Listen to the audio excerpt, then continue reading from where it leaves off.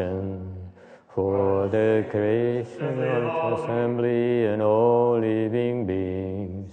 Please turn the wonderful Dharma will to teach us how to leave suffering, attain bliss and birth and death, and quickly realize non-birth.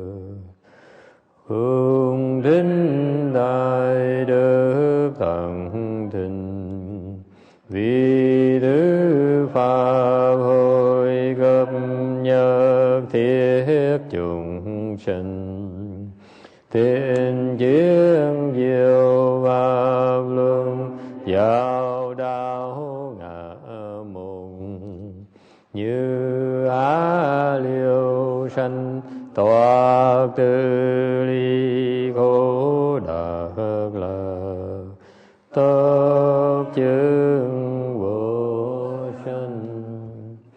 Homage to the Blessed, Noble, and Perfectly Enlightened One. Nam mô Saranto Suchedoye Alahari San Miao San Potosye.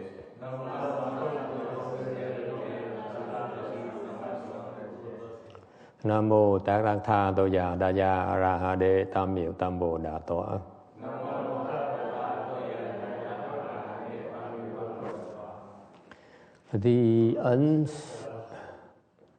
The unsurpassed, profound, subtle, and wonderful Dharma, 100,000 million aeons is difficult to encounter. Now I've come to receive and hold it within my sight and hearing. I vow to fathom the thus come one true and actual meaning. Wu shang sheng sheng wei miao fa bai jian wan jian nan zao yu wo jin jian wen de shou ju yan jie ru lai zheng shu yi. All Buddhas and Bodhisattvas, Venerable Shenhua, Venerable Sanghas, and all good advisors of Mitofo. 诸佛菩萨、师父上人、各位比丘、各位沙弥、各位沙弥尼、各位上智sư A Di Đà Phật. Chư Phật Bồ Tát, kính thưa Hòa thượng Tiến Hóa, quý thầy cô và quý vị thiện tri thức A Di Đà Phật. Today is the 7th of December 2014. We are gathered in Rosemead, California to continue our discussion of the Heart Sutra. We are at the beginning of the sutra, a short one. You should be on slide 59.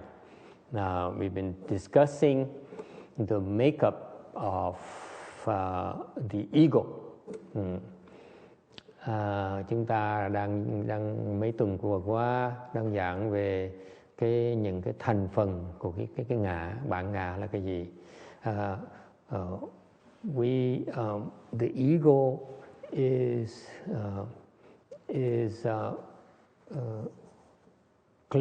clearly spelled out, described by the Buddha. Còn bản ngã là một cái chỉ có Phật mới thấy được rõ ràng như vậy thôi. Okay. And it turns out it takes the Buddha to be able to describe it. Thiệt ra có Phật mới thấy được thôi. Because the Buddha is the only being who's able to completely eliminate the ego. Chỉ có Phật mới đã là gạt bỏ hết tất cả cái bản ngã và mấy cái vết tích của nó. The ego and its shadow. The ego casts a shadow. That even after you eliminate the ego, you still need to eliminate its shadow. That's a secret. You think it's gone? No, you still have an ego. Okay, you eliminate ego, it still casts a shadow on everything else, and you do. Nói một cái nôm na cho quý vị biết, một khi quý vị mà diệt cái bản ngã rồi, quý vị phải còn tiếp tục tu để mà gạt bỏ cái bóng của bạn ngã trong tâm tư của quý vị. Because the ego casts a shadow, it leaves vestiges, it traces in your psyche. Okay? For so many lifetimes already. Đã từng vô thỉ kiếp. Cái bạn ngã quý vị đó, nó tạo một cái hình bóng, nó tạo một cái bóng trong cái tâm tư quý vị, đời đời kiếp kiếp. Tại nó vẫn còn cái vết tích đó, mặc dầu nó đi rồi. So for example, even if you're able to get rid of the ego right now, xiên khờ, okay? The shadow, your ego casts it over your mind. All this lifetime is still there. And it's still registered. Thầy nói cách nôm na cho quý vị biết. Mỗi đời, mỗi kiếp, quý vị có một cái bản ngã. Mỗi bản ngã như nó tạo một cái hình bóng của nó trong cái tâm tư quý vị. Mỗi kiếp nó tạo một cái, thêm bóng, nó tạo cái bóng, tạo như vậy thôi. Thì mặc dù kiếp này quý vị gạt xong bản ngã này, như đều những cái hình bóng mà nó đã từng tạo biết bao nhiêu kiếp rồi, mình phải gạt nó ra nữa. Mới tâm mình mới thiệt sự nó thật, nó mới trong sạch. Dễ sợ không? You see, this is what people like Tex and Peter says, oh, it's easy, I get rid of the ego and then I become enlightened. No, you don't become enlightened after the ego is gone, because it still casts so many shadows in it. That's amazing. Vì thấy dễ sợ không? Người ta cứ tưởng tu hành nó dễ dàng như vậy. Mình chỉ, ai cũng theo sách vở nói là mình chỉ cần gạt diệt cái bản ngã mình là giác ngộ gì. Không có đâu. Diệt bản ngã xong phải tiếp tục diệt những cái hình bóng của nó trong cái a lại giới thức của mình đã từ bao nhiêu kiếp rồi. That's why it takes so long to become a Buddha. Bây giờ muốn thành Phật nó rất là lâu, tốn rất là nhiều thời giờ. Oh yeah, you think it's so easy. You hear the Japanese, the Tibetans, and people like Xian Chu, he says, you use my sand, I send you to the Pure Land. No such luck, my friend. Okay? The sand you use can only say that the way the wording they use is incorrect. You should say, if you use the sand, it will liberate the living beings from suffering, from the current conditions. Yes. But they cannot necessarily go to the Pure Land. Is it clear? Và cái thần sa mà ông thầy này đang luyện trước giờ đó, là bên nhóm họ nói là thả cái thần sa này là giải thoát họ, giúp họ vãng sanh. Cái đó không có đâu. Giúp họ thoát cái khổ họ bây giờ thì có. Ok? Thoát được cái kiếp khổ này, cái kiếp quỷ thần này. Nhưng đều vãng sanh là chuyện khác à. Ok? Hai cái nó hoàn toàn nó khác nhau. Yes, sir. So what are you talking about just now? Oh, he's we're making fun of him now. We call him the spiritual sand monk because he has a sand that can liberate ghosts and spirits, and it works. But anyway, it's only for Buddhists. For you non-Buddhists, it's too far-fetched for you. Makes sense to me. Okay. Yes.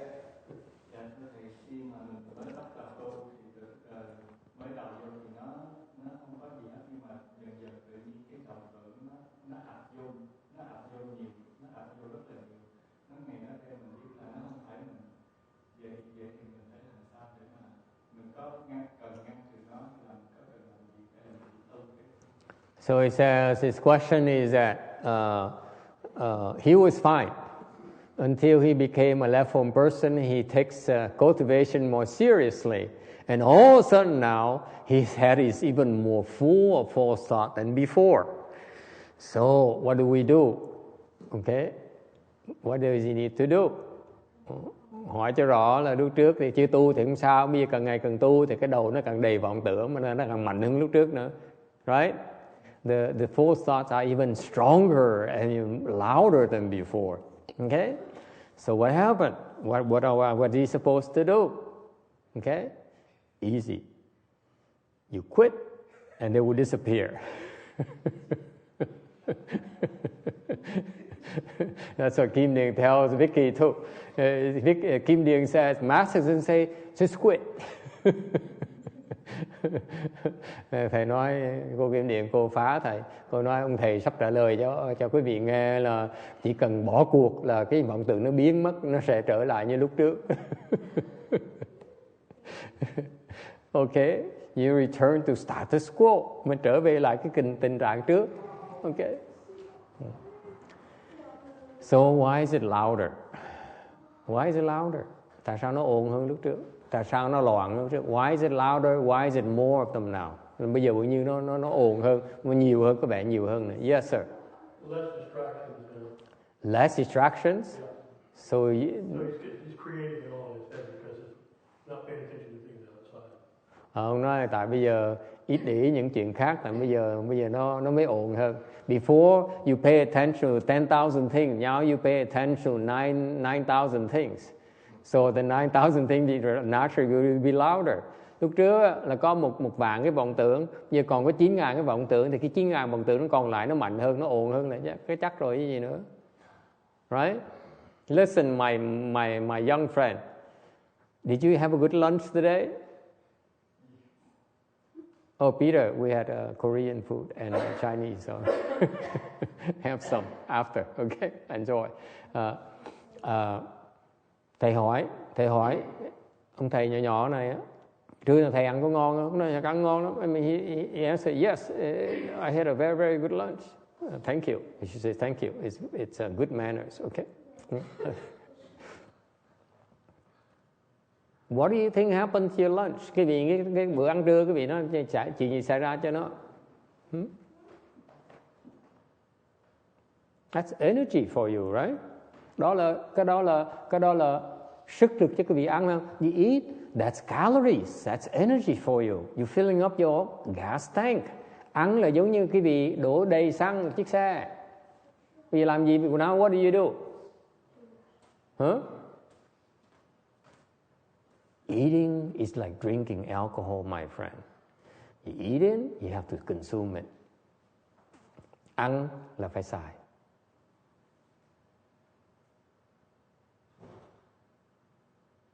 Okay? So it's the same. If you eat, then you have to spend the calories. Ăn là phải xài cái sức đó.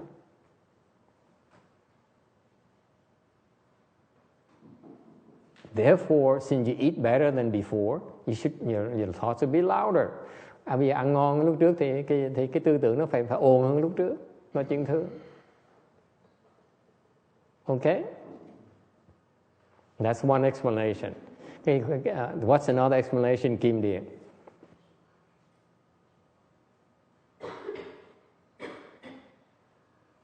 Yes. Một cái giải thích khác là gì? Tại sao bây giờ nó ồn hơn? Why is it louder now? Yes. Because you're more awake. No, not after a full lunch. Tại bây giờ mình ý thức là cao hơn. That's correct. The awareness is stronger than before. Right? Before you have such low awareness what's going on in your head. Lúc trước cái vị tu chưa tu á, thì cái chuyện nó xảy ra trong đầu cái vị lầm lơ, cái vị không để ý tới. You only pay attention outside. You say, oh, look, yuk, you know, like what's that boy's name again? I forgot his name. Yeah, Jared. Yuk. Okay. Lúc trước mình trước khi tu mình chỉ để ý bên ngoài thôi. Mình không để ý bên trong, mình biết chuyện xảy trong này. You don't know what's going on inside here. Now you cultivate what you learn to do. You pay attention inside. You ignore outside. Bây giờ mình tu là mình để ý bên trong mà mình làm lơ bên ngoài.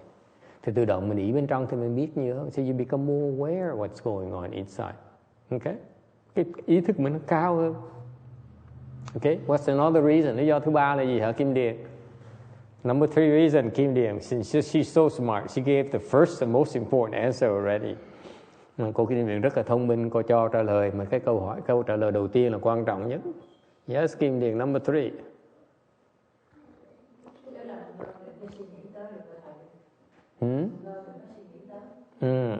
Chính Sang says ignore it. Yeah, that's right. Cuối cùng mình làm lơ. Cái đó là cái câu trả lời. Ultimately, you ignore. Okay? Loud or not loud, what's the difference, Mireya? Okay? Ồn không ồn nó cũng chừng nó thôi.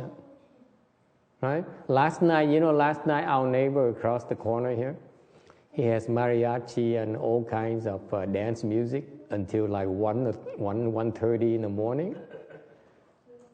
Oh yeah. And we're very lucky. Now he does only once a month. Before, like every weekend. And comes New Year's Eve, you know, it's like all night. It's so cool.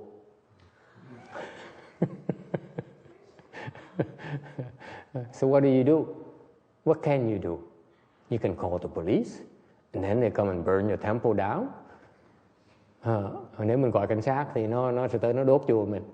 So what do? You ignore it, right? It's there. Eventually they get tired of dancing and drinking. They pass out. You wait for them to pass out. Mỗi lần á mà họ ồn thì mình làm gì bây giờ? Mình làm lơ thôi. Tại trước sau họ uống thấy nức bụng họ cũng say, mà nhảy nhiều quá họ cũng mệt. Thế cuối cùng họ phải nghỉ. And that's chant right there. Cái đó gọi là thiền. You wait. Nó ồn kệ nó. Cái chân nó đau kệ nó. Mình ngồi mình đợi, từ từ nó sẽ hết. See, when they're loud, when the legs hurt so much, do nothing, just wait. The legs getting painful. Eventually we'll get tired. I say, oh, I'm tired of being painful. I stop. I don't want to be painful anymore. See the kid? Cái chân nó đau, mình cứ tỉnh bơ, mình ngồi mình đợi, từ từ nó sẽ hết đau. Tại cuối cùng nó đau quá nó cũng mệt nữa.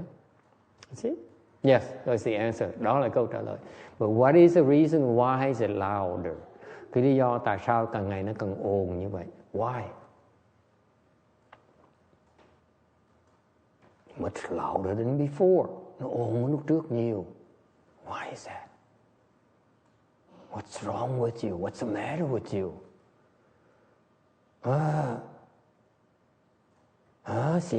Why is it louder in your head? Before your creditors, I mean, they know you're trying to get past them, so now maybe they're getting stronger, they're coming at you stronger. Tại nó ồn hơn nha. Một Phật thầy như con bên sai và đau, nó kèm một cây một xuống cái đau, xa xuống cái chuyện làm công chuyện không lo tới đó thì nó mới đau. Chuyện làm phải sách nặng xuống cái đau, tại nên tại vì cái đau không lo tới, không đau. Chụp một đêm ở không cũng xuống cái đau, cái gió nó đau. Mấy nhỏ cái lao và nói gì cái lao và nên giận làm nó đau phải làm đại. Làm đại đó, kệ nó đau thôi, chừng nào đau. Của người đau mình chết thôi là cùng cái gì đâu mà sợ. Không có sợ vậy đó, không có sợ, mình làm thôi. He says her shoulder hurts, and so if she sleeps, it hurts at night. She gets up, it doesn't hurt anymore. And she goes, and she lifts something heavy, it hurts. So the children worry and say, don't do anything. He says, what's the big deal? If it hurts, let it hurt. If you die, so be it. Tại sao càng ngày nó càng ồn? Why is it louder?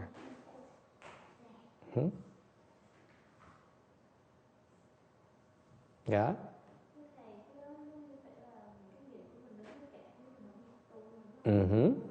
Cái nghiệp mình càng ngày nó tới, nó càng cản, nó càng mạnh. Precisely, the karmic obstruction you have, the more you make progress, they become harder, much more severe. Càng ngày trình độ mình càng cao thì cái nghiệp nó tới nó càng nặng. The higher you elevate, the tougher the karmic obstructions. You're different weight class now. Bây giờ là cái sức quý vị nó mạnh hơn nhiều, thành nó tới nó phải cản mạnh hơn lúc trước mới cản quý vị được.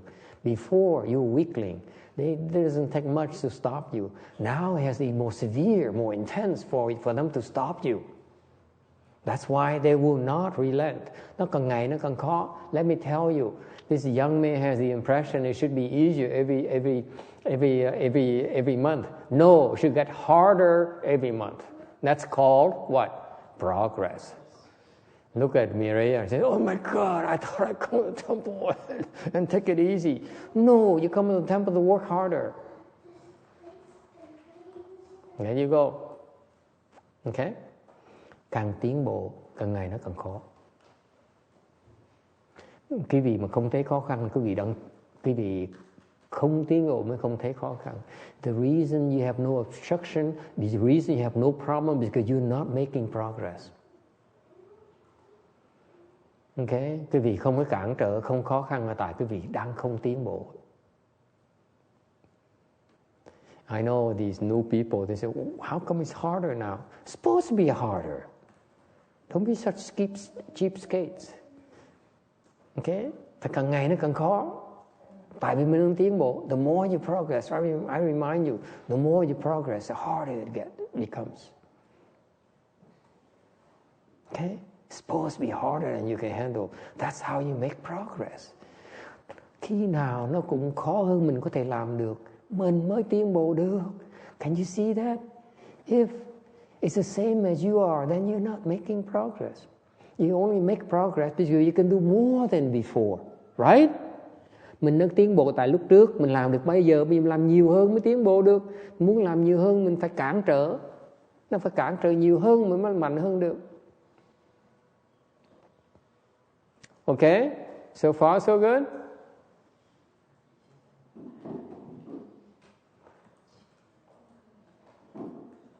All right. No. So this is why it's difficult to teach the proper Dharma Mahayana to the worldly people. Bởi vì dạy cái Phật pháp cho người thế gian rất là khó. Because the way we're conditioned is to avoid hassle, to avoid trouble. Tại người thế gian cách quý vị được huấn luyện là tránh cái sự khó khăn. Okay, avoid difficulties. Mahayana training is we look for difficulties. Cái đại thừa chúng ta tu là mình tìm cái khó khăn, tìm cái chướng ngại. Why would you want to sit in full lotus? It's nonsense. Tại sao quý vị ngồi kiết già làm cái gì? Cái thế nó không có tự nhiên. It's not natural at all for you to sit in full lotus. Okay? That's because we're looking for trouble. Mình đang kiếm cái khó khăn. Okay? We're asking you to do something that you cannot do. Chúng tôi huấn luyện quý vị bằng cách làm, biểu quý vị làm một cái quý vị không thể thường ngày mà làm được. Okay? That's all. Yes, sir. Master, in your book I'm reading, you talk it's difficult to cultivate in the Saha, where there's lots of delusions and external forces working against us. It's not the Western Bliss Pure Land where the goal is to cultivate and then leave the cycle of reincarnation. That's right. And you say that's why it's possible for regression in this world. Yes. How do we know the difference between regression and progression if progress is more difficult each step? Yes. Okay, good question. Oh, by the way, you have a complimentary Pure Land handbook, which is ready already. I'll give you two. One for yourself. You put in the living room, one for in the bathroom. Just in case you get bored. In the living room, I mean.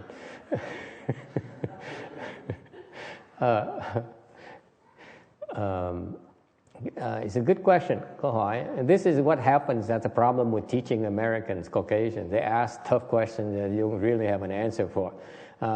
Dạy mấy người da trắng khó dạy, tại vì họ hỏi toàn mấy cái hỏi hóc búa không. Hỏi là cái xứ này quả Ta Bà tu rất là khó.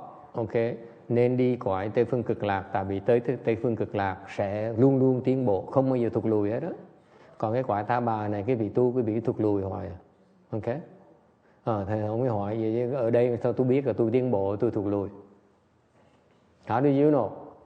Hỏi chị Insurance, how do you know you're progressing and you're not regressing? No?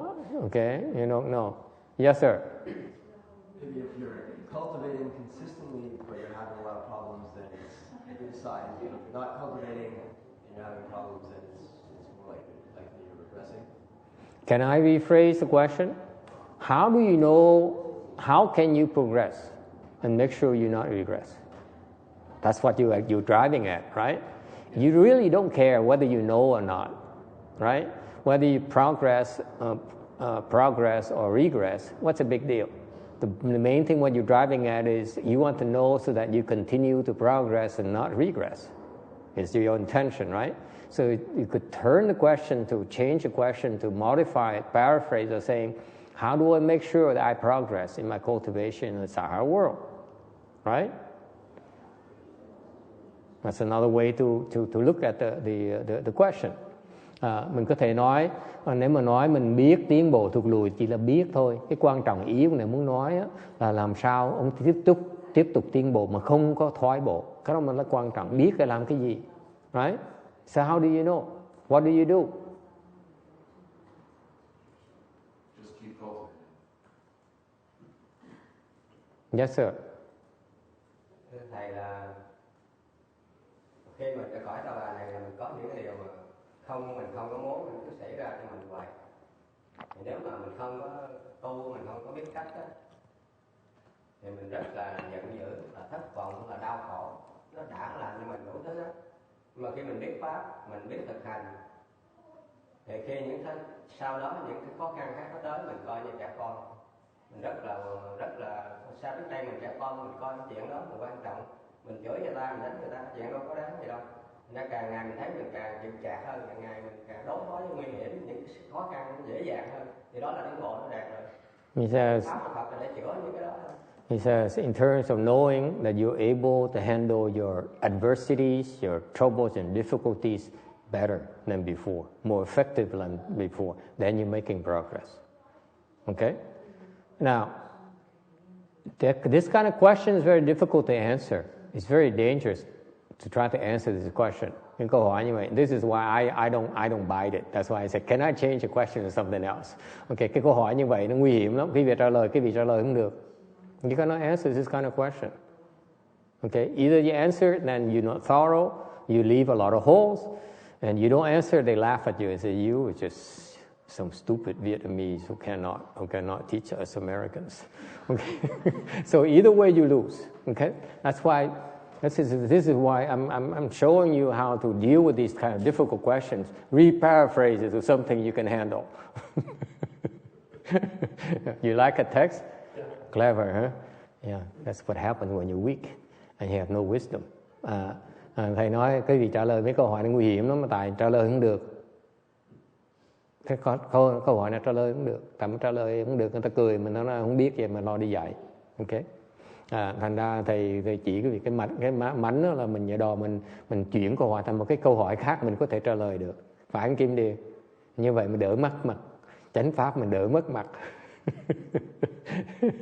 So at least the proper Dharma will not lose face. Yes, Tex. Well, there's another reason you need to do that. A lot of questions have an inherent trick in them that No, it's a real good question. It's a sincere question. That's why it's difficult. If it's like the other guy, excuse me, the other guy who the other day came, last month came, he said, he asked some series of stupid questions. I said, you don't know what you ask me about? I don't want to answer you. Okay? That's fine. Because the guy is only here to cause trouble. But for a guy who's here to learn, even though he asks stupid question or difficult question, doesn't matter. You look at him and say, I'm not sure I can really help you. And that's where it's difficult. Because they want to learn. And you're not able to really meet the needs. That's why it's difficult. That's all. I'm not afraid of a hard question. I'm only afraid of sincerity. I'm only afraid of people who want to learn. I know Trang is more concerned about giving the right answers. I don't care for right answers. I'm only worried about helping people. Okay? And if people want to debate us, it's very easy to deal with them. Okay? But the people who really want to learn, that's when you're in trouble. You say, am I worthy to teach this person? Can I really help them? Okay? Thầy nói cái vị nghe, bởi vì thầy nó khó lắm. Tại những người thế gian Pháp như cô Kim Điền, cô nói là ông này trả lời đúng, ông này trả lời, ông thầy này trả lời sai. Okay? People like Kim Điền, he says, this master's question answer is very good today. And it's better than last week. Okay? And so on. And this is what my co-host, the TV co-host, looks at me all the time and says, wow, Master answer is so good this week. So please. And that means that if it's that good this week, what happened next week? I have to improve on that? It's too much pressure. You see? So it doesn't work.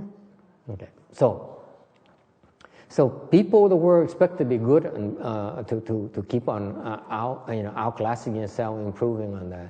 It's never intention of a teacher to do that. The intention of the teacher is always, how can I help this person better than the last week? It doesn't matter if he appreciates it or not. Whether other people appreciate it or not is irrelevant. Am I doing more for this person than the last time? That's a difficulty, not the approval. Okay? Thành cái khó khăn người thầy không phải là được người ta công nhận ông thầy giỏi. Cái đó là cái chuyện quá thế gian pháp, quá tầm thường. Cái khó khăn thầy làm sao mỗi ngày mình giúp người ta tiến bộ thêm một tí nữa mới là xứng đáng. Okay, yes sir. So yes, Tex, did you have a comment? Not anymore. Okay, so the question still is, how do I make sure I progress? Because if you try to answer him, how do I know I'm making progress? How do I know I'm not making progress? To try to answer the question is not enough time. Quý vị muốn trả lời câu hỏi mà làm sao tôi biết tôi đang tiến bộ, làm sao tôi biết không tiến bộ, tôi đang thoái bộ. Quý vị bỏ thì trả lời câu hỏi đó, quý vị sẽ không bao giờ đủ thời giờ trả lời hết. I assure you, that question has, the answer to that question would be limitless. Cái câu hỏi nó không thể nào trả lời được.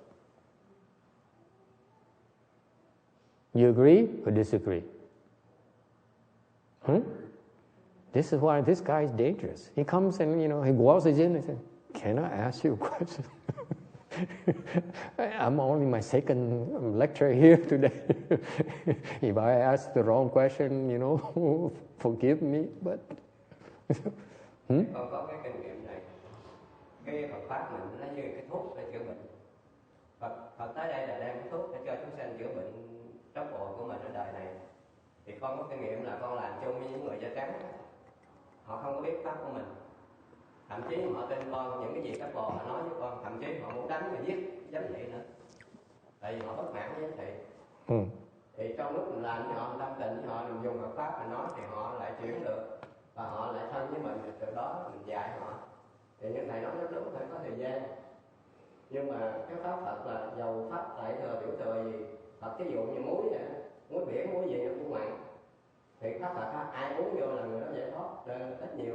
Nên khi mình thấy mình điêu với những cái đau khổ, những khó khăn mà mình được thì là đó đang tiến bộ rồi.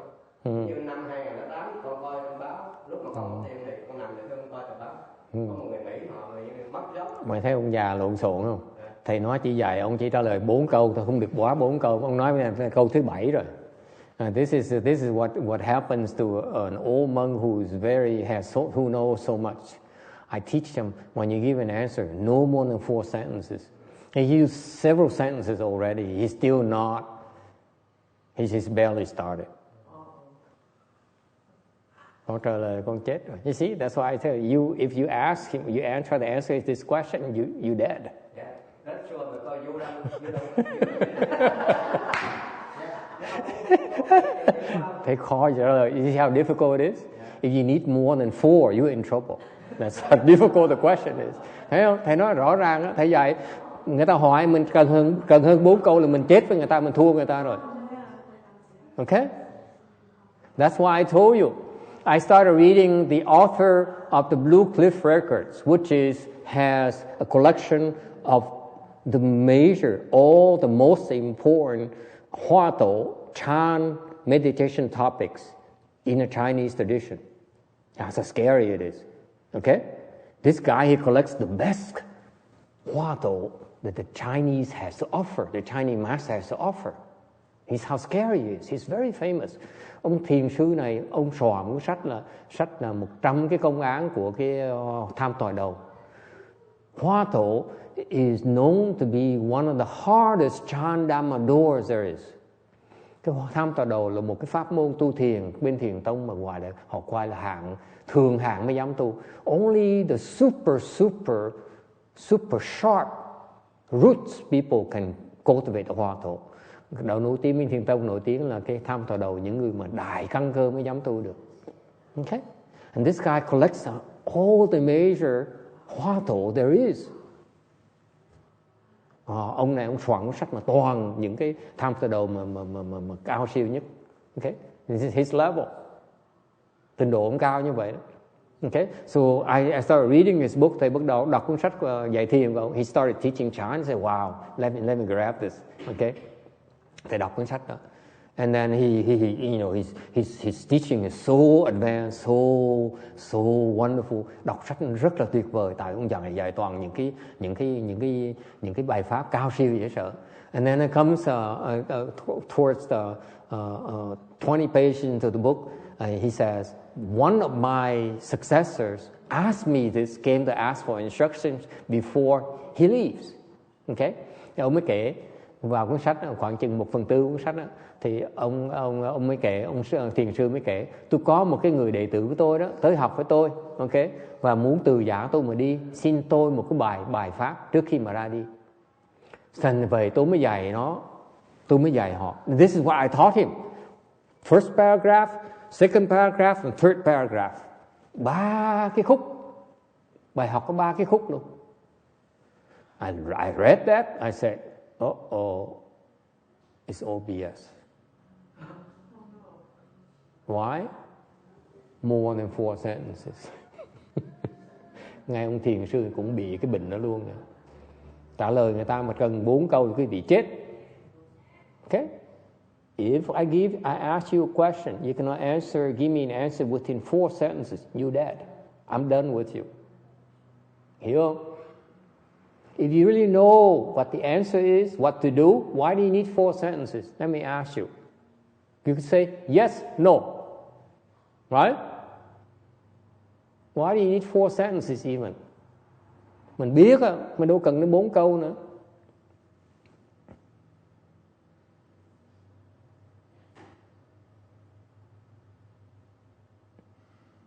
Tức con mình chưa trả lời được.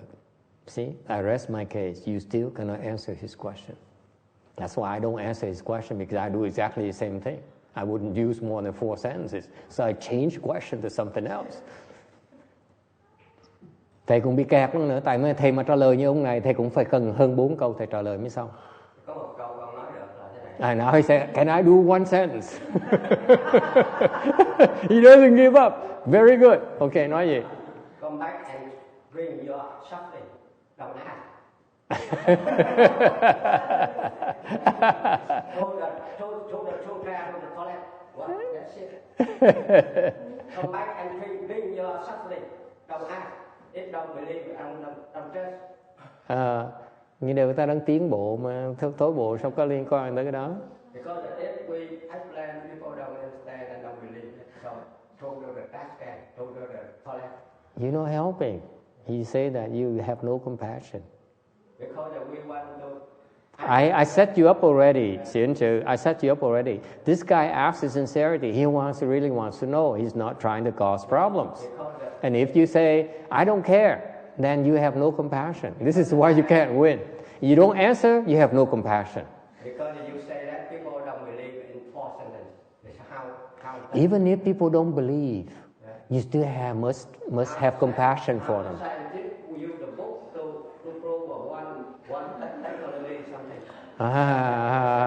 Okay. You see, now Xian Jie is not impressed. Bây giờ ông thầy nói, you see, this guy has no compassion whatsoever.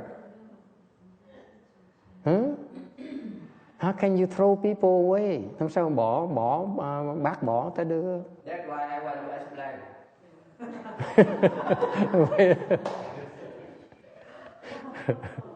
Okay?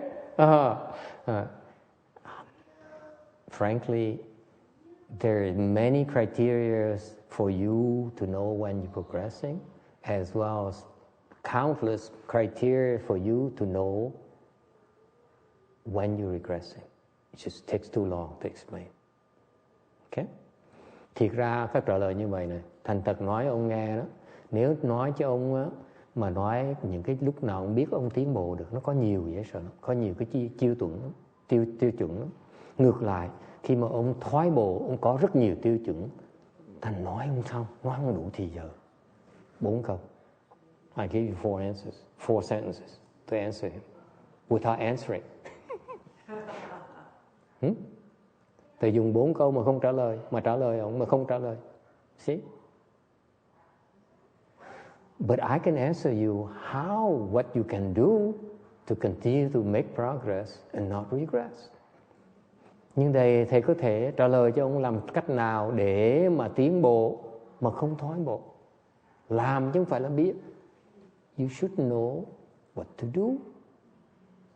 Knowing what to do is more important than knowing. Okay? Cái biết cách làm nó quan trọng hơn là biết. Agree or disagree? Okay? That's how you answer it. I play with him a little. I play all you a little bit to humor it, to wake you up. But this is how you answer it. Okay? Hồi nãy thầy đùa quý vị, thay đổi câu hỏi này, thầy đùa giỡn quý vị để quý vị tỉnh lại. Chứ còn thiệt ra ăn trưa nó no quá. You know, after eating a full lunch, all these good food, you don't feel like listening to sutra. You rather doze off a little bit and feel better. And that's why I joke with you a little bit. But this is how you answer. Okay? Nó trả lời như vậy đó. Okay? It's respectful. And underneath the respect is compassion. You don't just... There's no compassion in rejecting people. Even if they don't believe. Okay? It's no compassion. It's not right. Tại dù người ta không tin mình không có được bác bỏ người ta, kề người ta. They don't believe, it's okay. They don't believe you now, they will believe you later. Họ không tin bây giờ, lần sau họ sẽ tin. Lần sau không tin, lần sau nữa họ sẽ tin. And next time they don't believe, it's okay. Following time they will believe. So what's the big deal? The truth doesn't have to change. Cái sự thật nó không cần thay đổi. Okay? The truth helps. It will never change. Sự thật nó sẽ giúp đỡ cho họ. Okay, so what do you do to make sure you progress and not regress? Trang, what do you do? Kim Điền, what do you do? Now Kim Điền is thinking, she said, that's an interesting question. Huh? What do you do? The Chinese.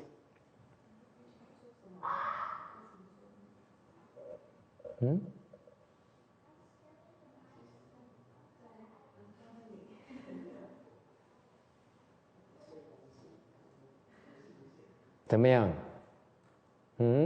怎么办？根据佛的教导，什么该做，什么不该做。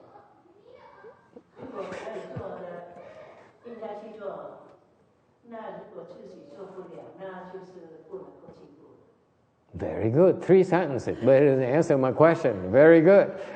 Này nói tiếng Tàu trả lời 3 câu, mà dù chưa trả lời thì không được, giữ cái 3 câu là giỏi rồi. You have to learn. Okay? People ask you, no more than 4 sentences. Nhớ như vậy, giảng pháp mà nghe không được dùng quá 4 câu. You really understand. You only need less than 4 sentences, fewer than 4 sentences. Clear? Okay? Okay. Mô Phật Thầy, theo con nghĩ là khi mình đưa ra cái thế gian này nó phức tạp lắm, tu cũng rất là khó, nhưng mà ăn thua mình thôi, để cho mình quyết tâm, mình tu mình tất cả khó khăn mình đặt bỏ, mình cố gắng mình áp lực cũng tu được, cũng là tiến bộ cho nó được đưa ra, ăn thua mình thôi. 5 sentences, 5 câu rồi. It's not bad, you know, 20% off. You know, so it's okay. Yes. Anyone else? Ai trả lời được không? Yes. Yeah, thầy, như thầy nói là trả lời chỉ có muốn là sao thì bố con rất là khó trả lời, tại vì nó có rất là nhiều cái kiểu. Nhưng mà theo cái ý kiến của con thì con có thể, nếu mà mình nghĩ tới cái sự tiến bộ, đó là một cái sự thành ra con nghĩ là tiến bộ không, mình không cần thiết ở những nhưng mà mình cần tiếp tục là Excellent. 4 sentences. Đúng, chắc 4 câu. Đúng. Giỏi. It's better. Muốn trả lời không? Không. Kim Điền con. Your turn, Kim Điền. Now he's awake. Now he's coming to him. He knows that.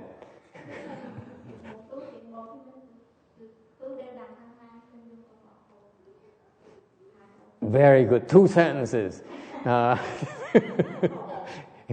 I don't translate because it's okay. Yes, sir. Why? What do you know? Think about it. Cô này có trả lời không?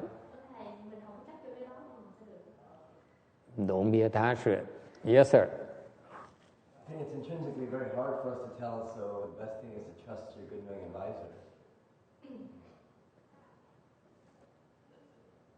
Mình không biết. Thành mình tin thiền tri thức.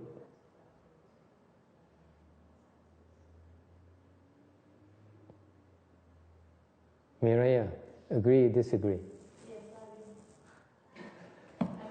Nguy biện.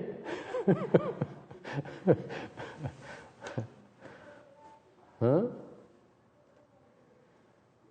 And this is a secret Chinese approach. This is a secret Mahayana approach. Cái đại thừa mình chừng nó thôi.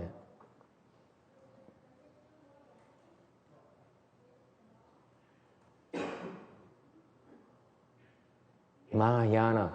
How do you cultivate Mahayana? Làm sao quý vị tu đại thừa bây giờ?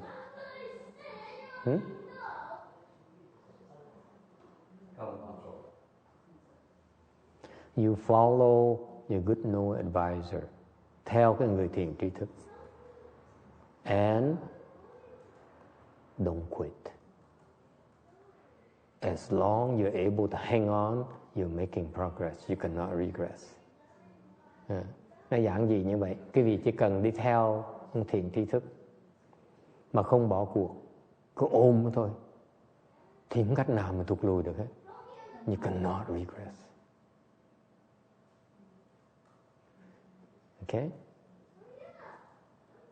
And this is contrary to the Western education, Western thinking.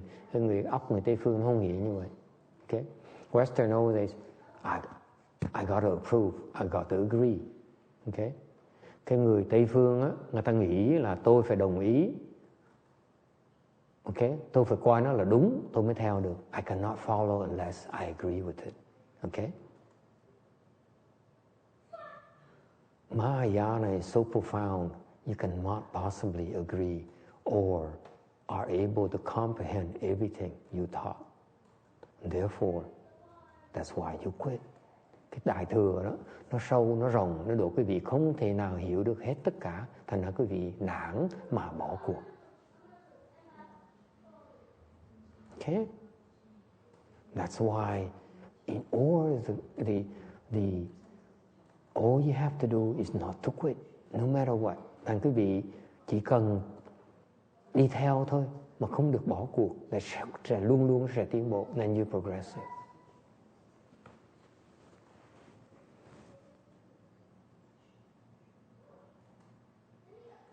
Tại vì người Tàu đó, người Hoa, dạy người Hoa, phát người Hoa là đi tìm người thiền tri thức. What happened is in a Chan handbook, which I write, it's from the Chinese Dharma, my Chinese master, because I'm true to my claim. It's his Dharma, not mine. He says, find a good knowing advisor. Okay? Thì trong sách đó thầy nói, cái pháp của Ngài Tiên Hoang và pháp của thầy, it's nothing that's mine. Okay? It's 95% his. 95% của Ngài Tiên Hóa rồi. It's the training of the Wei Yang lineage. The way I see it. Cái đó cái nền tảng, that's the foundation of the Wei Yang lineage, Chan school training. Cái đó là cái nền tảng của cái dòng quy ngưỡng tôi huấn luyện như vậy đó. Okay? Okay, so what my master says is that, according to Chinese tradition, is find a good know advisor. Đi tâm sư. The Chinese is very clear. They look for a teacher. They don't look for temples. They don't look for dharmas. They don't look for anything. They look for a teacher. Look for a person. Họ kiếm không phải chùa, không phải pháp, mà kiếm một cái người. Is it clear? You find a person. You find a teacher. You find a wise person. Not a temple. Okay? Not the name. Okay? That's what the Chinese says. That's what the Chinese secret to cultivation, the wisdom of cultivation, the highest wisdom, Chinese wisdom is that go find a good teacher. Thành cái tinh hoa của cái Phật giáo người Trung Hoa đó là tìm thiền tri thức. Is it clear, Mireya? Okay? What they leave out is what? Họ không nói là cái gì? And I see their Chinese making mistakes one after another. Rồi tôi thấy những cái người bên Trung Hoa đó, lịch sử cái thiền tông người Trung Hoa, những cái vị đó họ làm lỗi lầm. Okay, they make a mistake. What mistakes is that? Would you like me to tell you? That's why we turned into a chant, American chant, no longer Chinese chant. What mistake did they make? Let me tell you. Để kể thêm quý vị một cái chuyện này.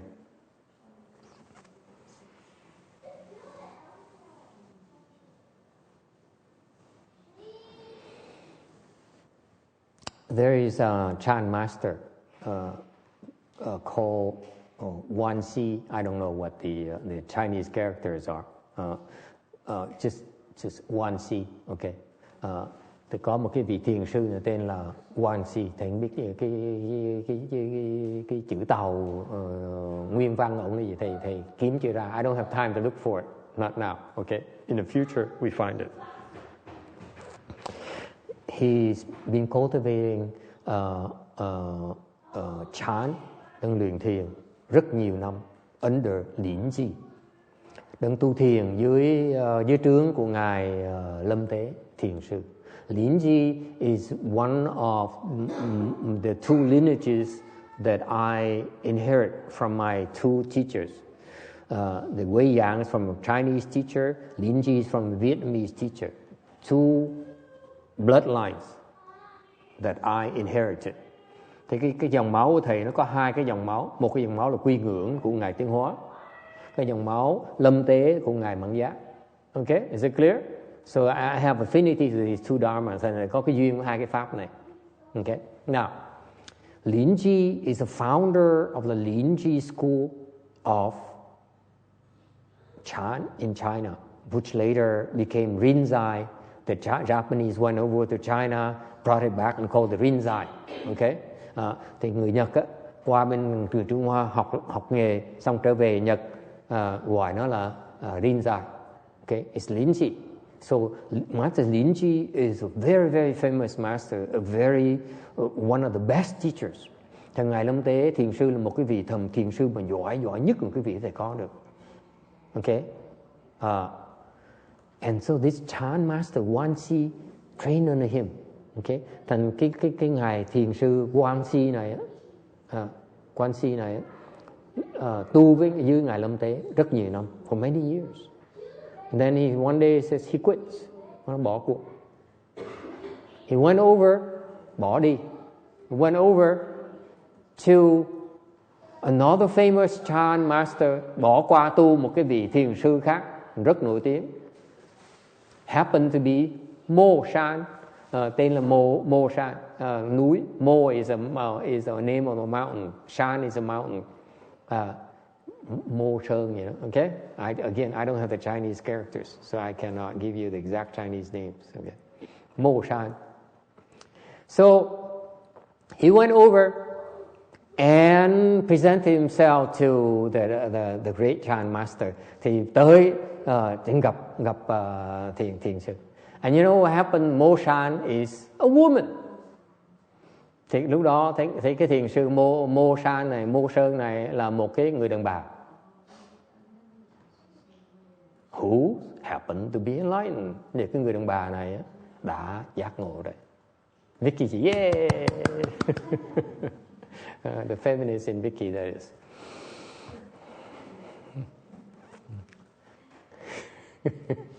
And he met with her And then, of course, he's being a Chan master. Back then, the Chinese think it's better to be an enlightened master under an unenlightened student under enlightened master than being an enlightened student under an enlightened female Chan master. Okay? Hồi xưa bên Tàu người ta có quan niệm rằng chẳng thà mình không giác ngộ nhưng mình tu với một cái vị thiền sư đàn ông mà giác ngộ rồi nó tốt hơn là mình không giác ngộ, mình giác ngộ mà tu với một vị thiền sư người đàn bà. Okay? Let me rephrase it for you in English. It's better, back then they believe that it's better for you to be an unenlightened student under an enlightened male Chan master than become an enlightened student under a female enlightened master. Okay? That's Chinese for you. Vietnamese are much classier than that. Okay. We don't study at all. Okay? So this guy came over. So once he came over and said, and he didn't even he came. So you're a woman? This is. What's so special about you? This kind of attitude. Then tới vào cái thái độ hơi khinh khi một tí. So Moshan he came, and so Moshan asked her attendant. He says, "Is he here as a tourist, or is he here to seek Dharma?" Thì cái bà thiền sư Moshan mới nói là hỏi người bên cạnh đó, hỏi cái người trí giả đó, người sư trợ. Trí giả hả? Thị giả hỏi là cái ông kia đó tới đây để làm du khách, là ông kia tới đây để mà cầu pháp. So once he heard it, no, I'm here to seek the Dharma. Thế cái thiền sư Quang Si mới nói là không, tôi tới đây để mà cầu pháp, để thỉnh pháp. So Moshan says, when you came here, did you leave the Dharma outside the temple, or did you bring the Dharma inside the temple? Thì cái thiền sư Moshan mới nói là ông để cái pháp ở ngoài chùa hay là ông đem cái pháp vào đây? So the meaning is that why is so arrogant? Tại sao mà cái pháp mà cái gặp người mà phương trường mà không đối xử người ta đàng hoàng? Why can you meet? What she means is, how can you meet an abbot and not pay respect to an abbot the way everyone? There's a protocol. Okay. So the one she says, is the where is the monk abbot? Hỏi là thầy phương trưởng ra sao? Okay, how is the male abbot? So Moshan says the abbot is neither male or female.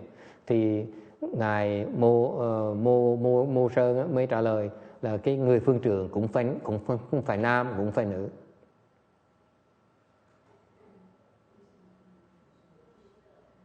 Okay, so once he became impressed with Moshan. Thì cái ngài thiền sư Quang Si nó lại không đấu khẩu thua ngài Mô Sơn, thành ra chịu thua, quỳ xuống nó là sẽ xin học pháp. So eventually once he kowtowed to Moshan and say, "Oh wow, you are such an enlightened master. I admire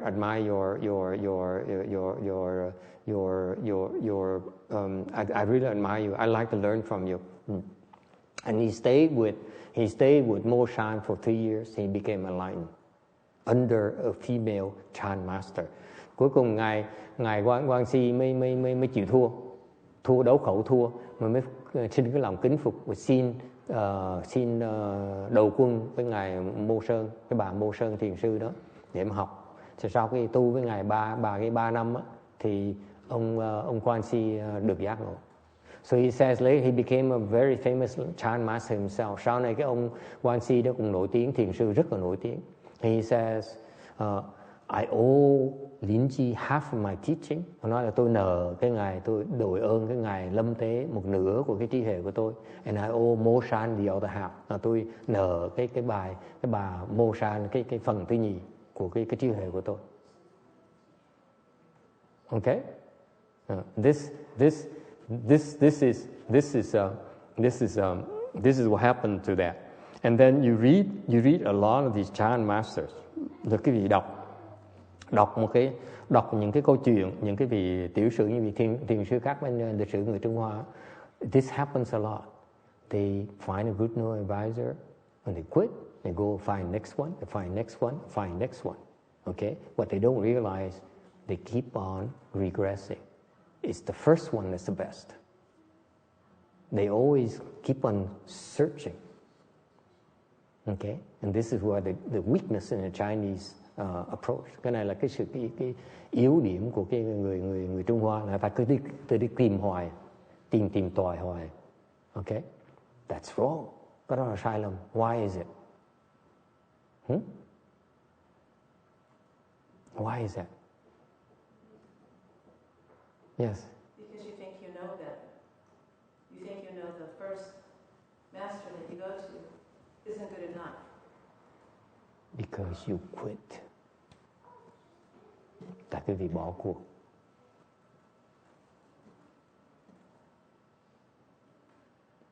You quit.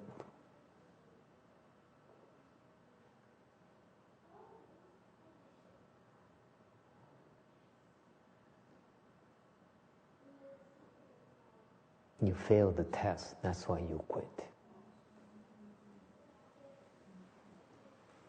Cái vì thi rớt, thành ra bỏ cuộc.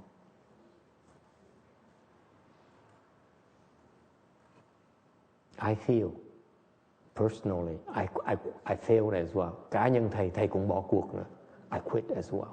So I knew my wrong ways in the past. Trong quá khứ, thầy sai lầm. I quit. Okay? I quit on my teachers. Thầy bỏ cuộc với mấy ông thầy. That's a big mistake. You don't quit. Không có được bỏ cuộc. Okay? Do not leave until your master tells you to. That's what the Chinese don't teach. Cái người Tàu không dạy cái bài học đó. That's wrong. If I knew, I wouldn't quit. Hồi đó thầy biết thầy không bỏ cuộc đâu. I'd be much better monk nowadays.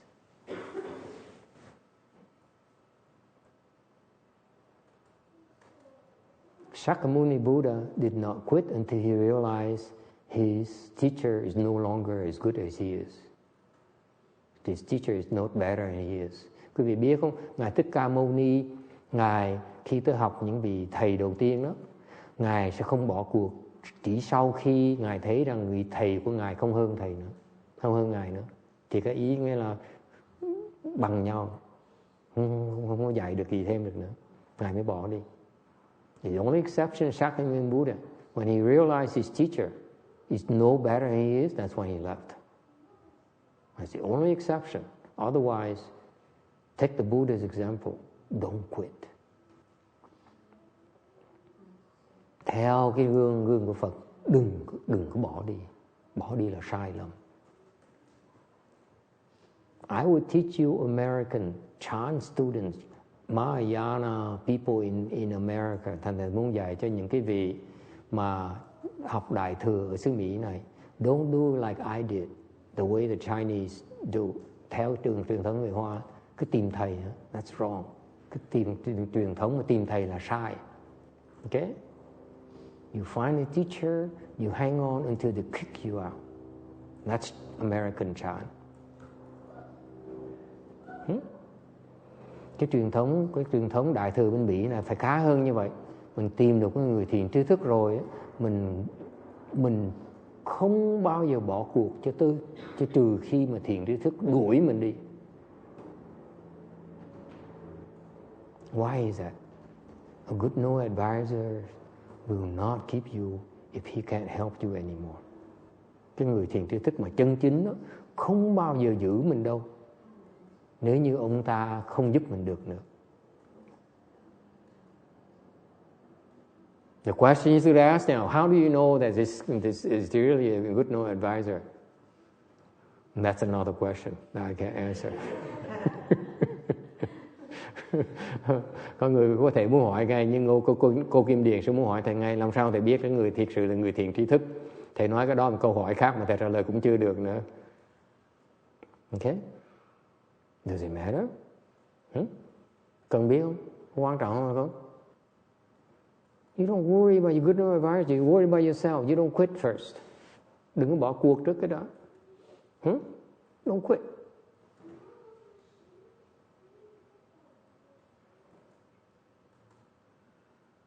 And if you really want to know, the people you can ask. Don't ask your teacher, ask these people. Okay? Thầy trả lời cho quý vị nghe. Nếu quý vị mà không biết người thiện tri thức là nên theo là không, đừng có hỏi mình, đừng có hỏi ông thầy. If you don't believe, don't ask me, don't ask yourself. Ask people who have real wisdom, not you. Quý vị đâu có trí huệ đâu mà đòi biết hỏi những cái người biết hơn quý vị nè, hỏi Phật, hỏi Bồ Tát này, mới hỏi chứ còn hỏi mình làm cái gì? What are you asking yourself? What do you know?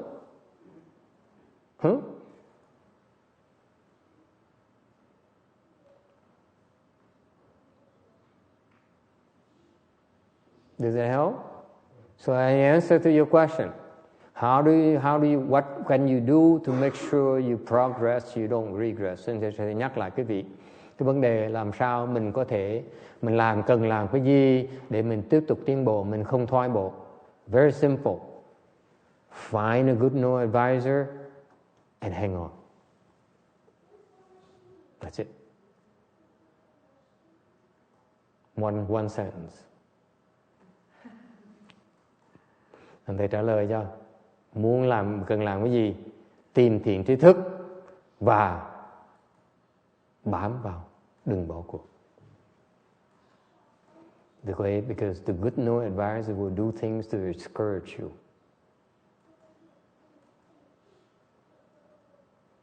Good no advisors don't want to hang on to you. Người thiện tri thức nó có ôm quý vị làm cái gì? Yes? Does it help?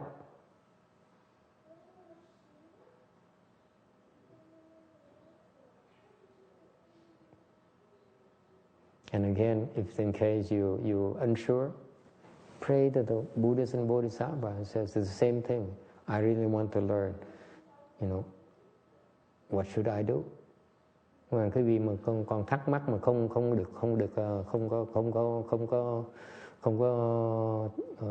còn thắc mắc nhiều nữa thì cầu khẩn Phật Bồ Tát, người ta biết.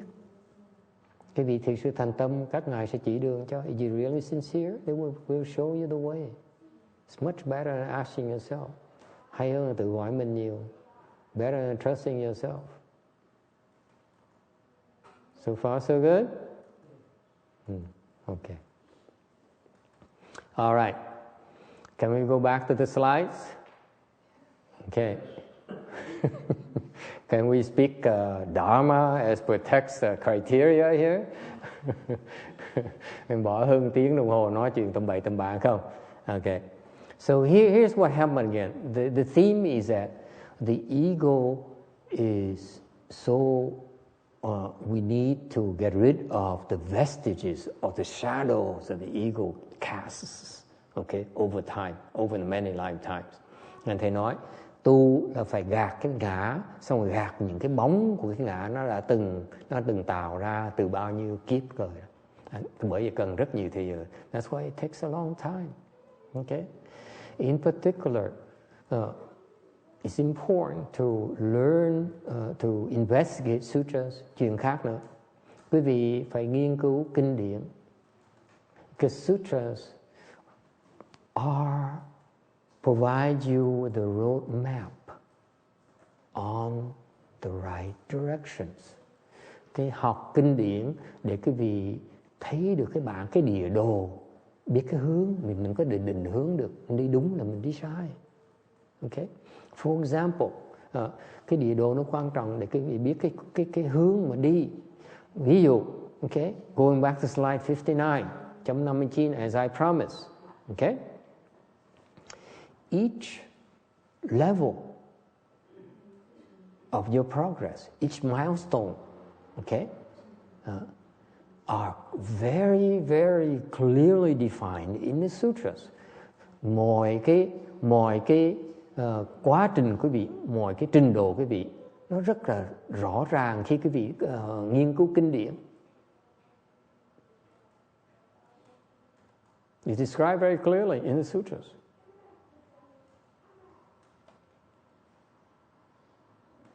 So if you know the roadmap, you know the description of that cities, of those places, then you know when you get there. Hopefully. Okay? Quý vị biết cái địa đồ, biết cái hình tướng của cái chỗ đó thì quý vị tới quý vị mới nhận nó được chứ. Furthermore, you know how to get there. Okay? Quý vị biết in all the sutra explanations, okay, lies the instruction on how to get to those places. Trong tất cả những kinh điển mà Đức Phật giảng, các tổ sư giảng, họ đang giảng cái phương pháp để mà tới đó. They show you the way how to get there.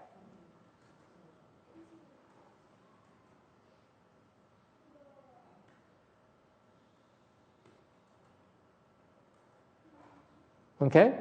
So for example, on slide 59, dạng như tới tấm 59. Okay? Okay?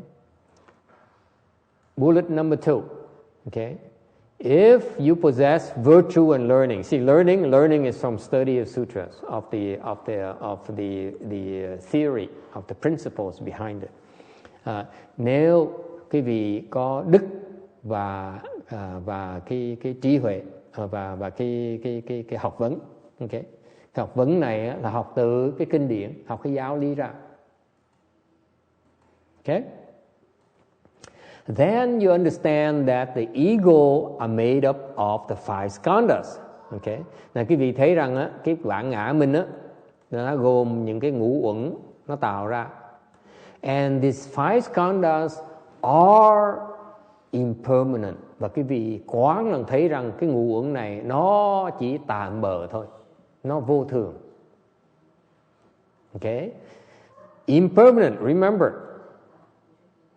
Okay, this is the key. This is as per Heinz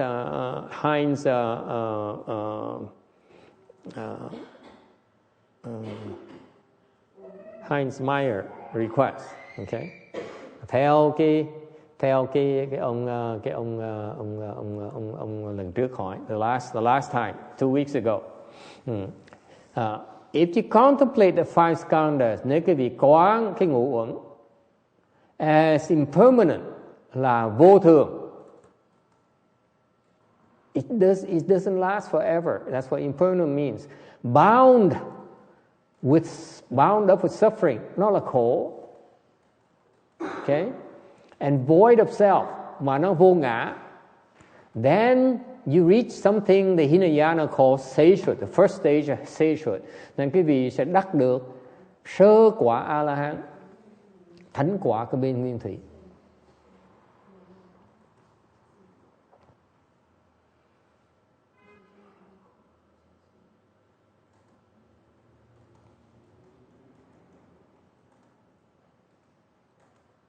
Any questions? Ai thắc mắc gì không? If you do that, this is the method for you to certify the first stage arhatship. Nếu quý vị thấy được cái này là quý vị sẽ đắc sơ quả A-la-hán ngay lập tức. This is what happened to, as I said, the last lecture, to the Buddha disciple. Đây là cái ngài Kiều Trần Như, in particular Ashnata Kondinya. He saw that.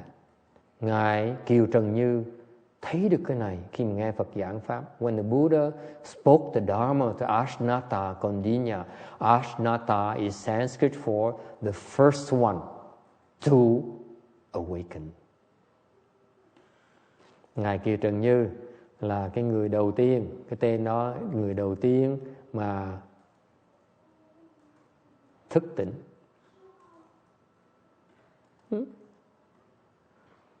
He saw that the five skandha, cái ngã mình, your ego, you yourself, is impermanent. You're gonna die. Okay? Cái vị là vô thường, cái vị sẽ chết. You full of suffering, cái vị là khổ. So what's the big deal? Why are you so attached to yourself? Tại sao quý vị chấp trước dữ vậy? And there's no self. That you cherish so much is actually not real. Okay? He's certified to arhatship. First stage arhatship. There's no one who's suffering right now.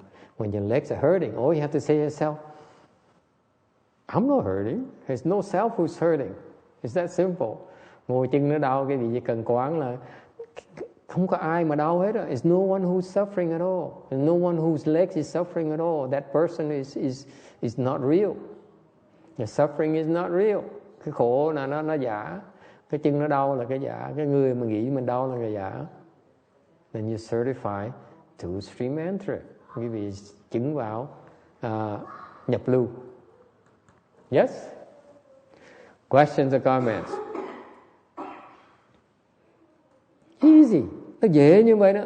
In order for you to become to certify to sagehood, Vicky, that's all you have to do. Nó giản dị như vậy. Muốn chứng thánh quả, chỉ cần làm như vậy là chứng thánh quả ngay lập tức. You're not impressed. You know, when I was cultivating, I would die to find a way to do it. Okay?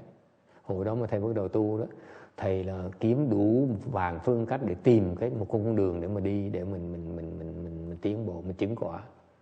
Now I tell you these things. Thầy nói cái gì thì tên bơ, khinh thường vậy sợ. I couldn't ask anyone. I said, okay, so first stage arhatship so important. What can I do? What is there a pathway? Con đường là cái gì? Hồi đó thầy muốn biết con đường làm sao mà làm gì để mà tới cái quả đó. Không ai nói trả lời hết. No one answered me. I'm telling you, this is all you have to do. Chỉ làm như là tới thánh quả. Yes? Thầy, ví dụ mình thấy các pháp vô thường rồi. Ví dụ bây giờ mình đang lại, mình nói mình lại 108 lại. Thì mới lại cái nhất, mình cứ xả xuống, là nó xuống, nó cũ, nó chờ cái hai mình vừa lại, cái là nó sắp sửa xuống, cái thứ ba lên, nó vô thường liên tục luôn. Mình đang chấp là thấy đang hiện bây giờ, ngay bây giờ, nó xuống này, nó cũ này. So let's be real. What does it mean, all these three criteria? Ba cái này nghĩa là sao? What does it really mean? Vô thường, nó liên tục, nó đi. Huh? What does it mean? Okay, let's say you sit there and your legs are hurting right now. Chẳng bây giờ quý vị ngồi đó, chân nó đau. Okay? Your legs are hurting right now. Cái chân nó đang đau bây giờ, phải anh Kim Điền? Yeah? Yeah? Okay. Yeah? Okay. Use it. Dùng đó cơ hội. That's an opportunity for you to apply this Dharma. Đó là cái cơ hội để quý vị áp dụng cái phương pháp này. How do you apply it? Làm sao áp dụng? See, you guys are not very good at this, are you? This is theory. Cái này là chỉ lý thuyết thôi. Okay? What do you do? This is knowledge. But what do you do? How do you translate this knowledge into action? Cái này chỉ là cái lý thuyết. Vì mình làm ra sao? What do you do? Legs are hurting, chân nó đau. Okay? Or better yet, okay, you upset at your girlfriend, hoặc đang giận bồ. The anger inside of you. Người mình đang bực bội, đang tức nè. Okay? How do you apply this Dharma? Làm sao áp dụng cái pháp này bây giờ? First of all, okay, the pain is impermanent. Thứ nhất là cái đau này đó, nó chỉ tạm thời thôi. It's not gonna be forever. I guarantee you, the pain will not last forever. Cái đau này nó không, nó sẽ ngừng lại. It will stop. That's your knowledge. In theory, the pain will stop. Trên lý thuyết, cái đau này nó sẽ ngừng lại. So far, so good? In theory. Yeah. Okay? So far, so good? In theory, I agree, right? We all agree, right? Ai cũng biết cái gì đó, everyone knows, right? It's impermanent. It's not going to last. Chắc chắn nó sẽ ngừng lại. It's for sure. Okay? Look at me. I've been doing this for 20 years. It's bound to stop someday. Thầy đã làm 20 năm rồi. Thầy tin, I really believe it will stop someday. Chắc chắn một ngày nào đó thì tin tưởng nó sẽ ngừng lại. The Buddha doesn't lie. Phật nó nói lại, không có dối cái vị đâu. Okay? Number 2, it's bound up with suffering. Okay? Khổ dễ sợ lắm. Yeah.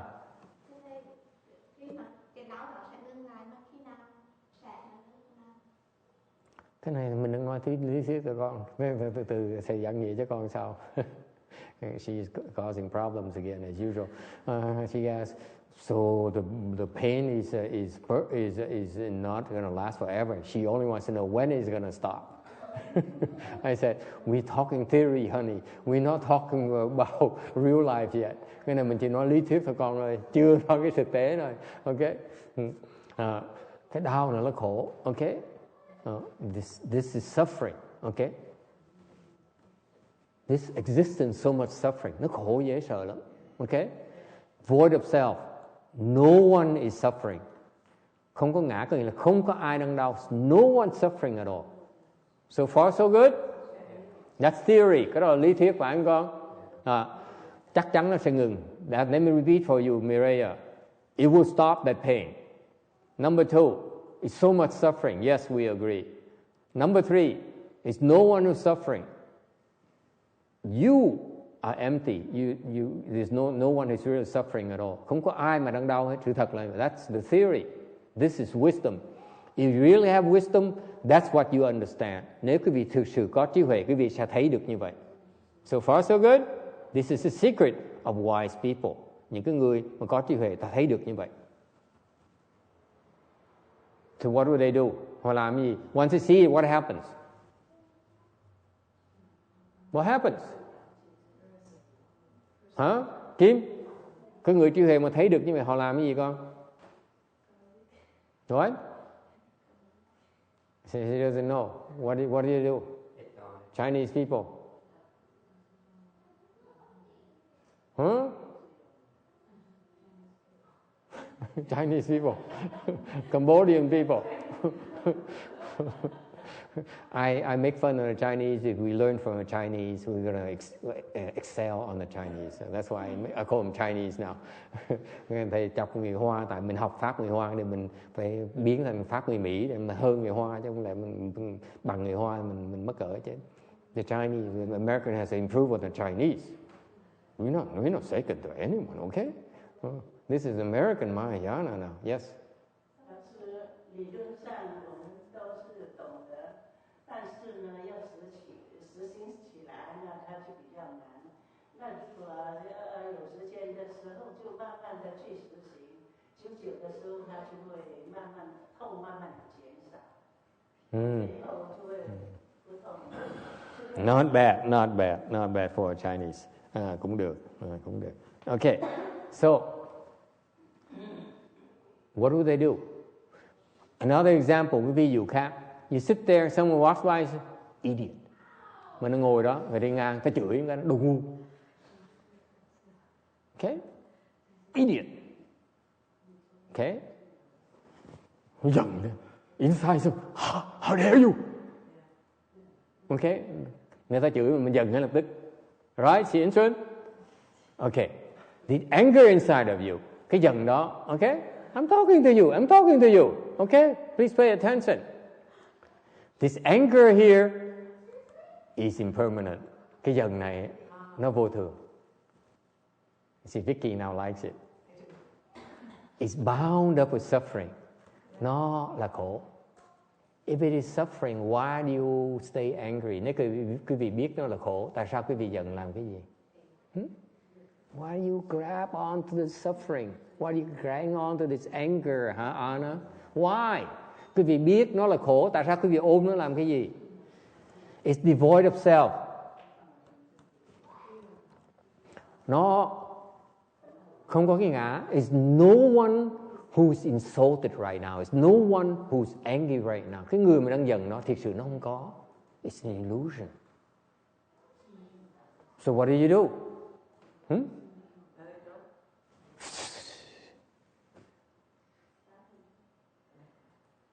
You become deaf. Idiot!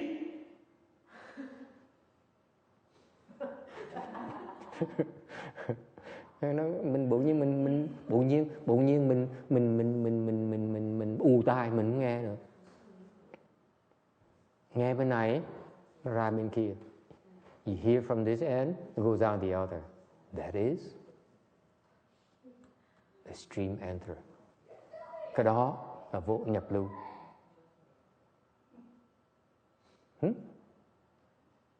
What does it mean, stream enterer?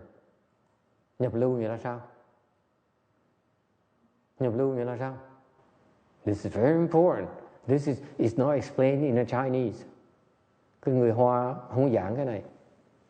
Yeah, I know, I'm making you fun of Chinese. Now, Mexican people get it. Cái người Mexico. Yes?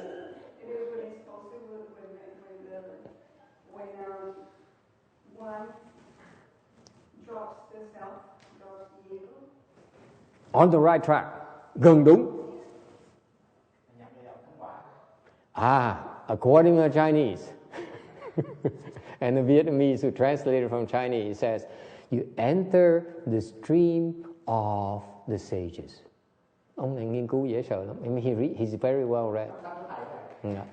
Nhập cái vòng của thánh nhân. You enter the stream of the sages. That's why you call a stream enterer. Okay? Mình nhập lưu là nhập những cái dòng sông của những người thánh nhân. So from now on, you part of sagehood. Today, quý vị sẽ được đẩy về cái thánh quả. All you do, you flow towards sagehood effortlessly. Nhập lưu có nghĩa là quý vị nhập vào cái dòng sông của người thánh nhân. Thành bây giờ quý vị không cần làm gì nữa, sẽ tiếp tục từ từ mà tiến tới cái thánh quả, từ từ tiến bộ. You will continually progress towards higher and higher and higher levels. That's why it's very important. Cái này bởi vì cái nhập lưu là rất là quan trọng. You see that? You get the stage where now you enter sagehood and you continue to progress higher and higher and higher effortlessly. Okay? Thế thì nhập vào cái dòng của những người thánh nhân và bây giờ quý vị sẽ tiếp tục tiến bộ mà dùng rất ít sức. Isn't it wonderful? Would you like to get there? Quý vị không muốn tới là không muốn tới. Wouldn't you? I would. That's why I said, tell me of a way to get there. Thằng thầy trước thầy cứ mò cái đường hoài, làm sao tôi tới chỗ này? And you don't believe what I had to go through. Quý vị không thể tưởng tượng được quý vị thầy phải làm gì nữa. I begged.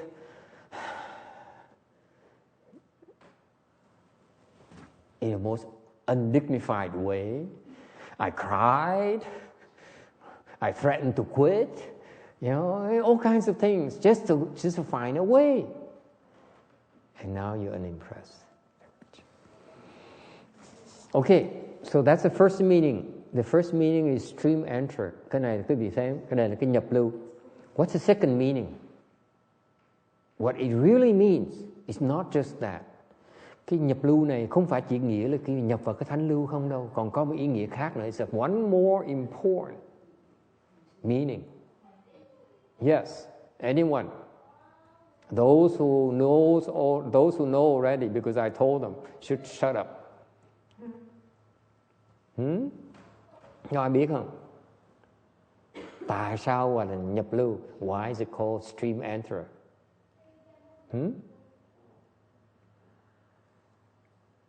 idiot.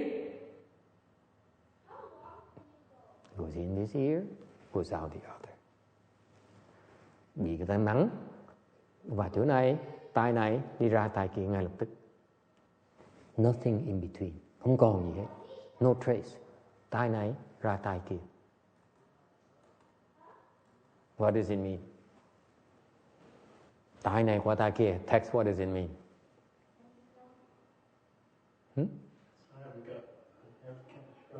See, it's too much for Americans. Oh. Yes, Kim Điền. Cho nó chạy qua, cho nó chạy qua thôi không? Khiếp không?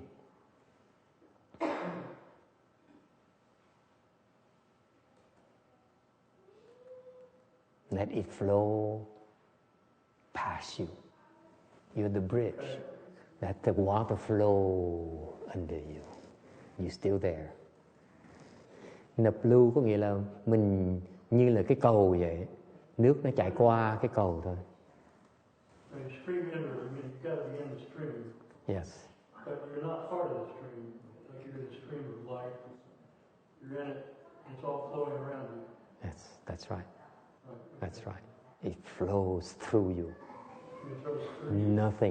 Nothing flows through you. Nothing stays. No trace. Không có một cái dấu tích gì hết, vết tích gì hết. Nó chỉ đi qua mình thôi. You see something, it goes through. Nothing remains. Mình thấy cũng giống như không thấy. That's what he said. You see as if you don't see. You hear as if you don't hear. You smell as if you don't smell. Mình nghe, thực ra giống như mình không nghe. Mình thấy cũng giống như mình không thấy. Mình ngửi giống mình không có ngửi. Let's go stream enter. So what does it mean? Nghĩa là sao?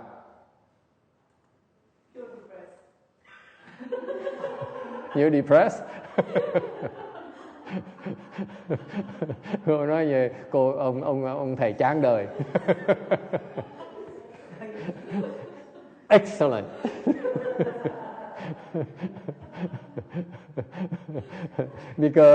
because you're so depressed and no matter what happens, you're still depressed.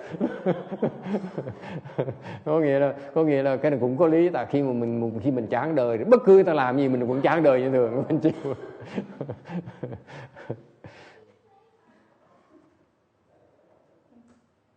You're depressed because someone tells you to be depressed. So it's stuck already. See? Quý vị chán đời tại con người nói quý vị nên chán chường đi, mà quý vị tin nó, thì quý vị ôm nó, thì quý vị mới chán chường.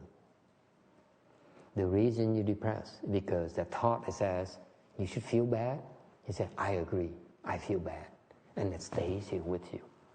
If that thought says you should feel bad and go through, you're not depressed.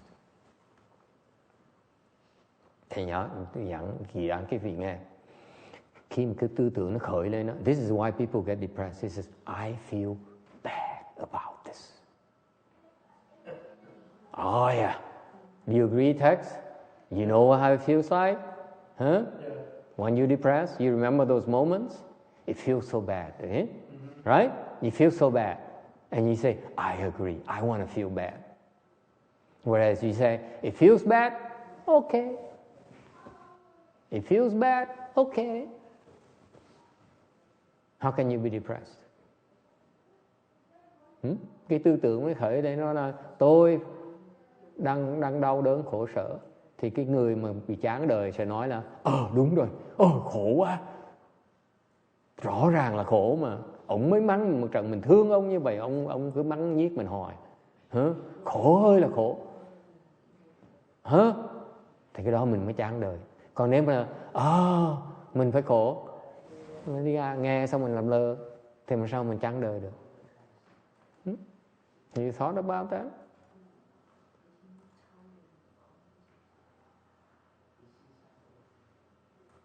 So that's my point. When you become a stream enterer, you should not be depressed.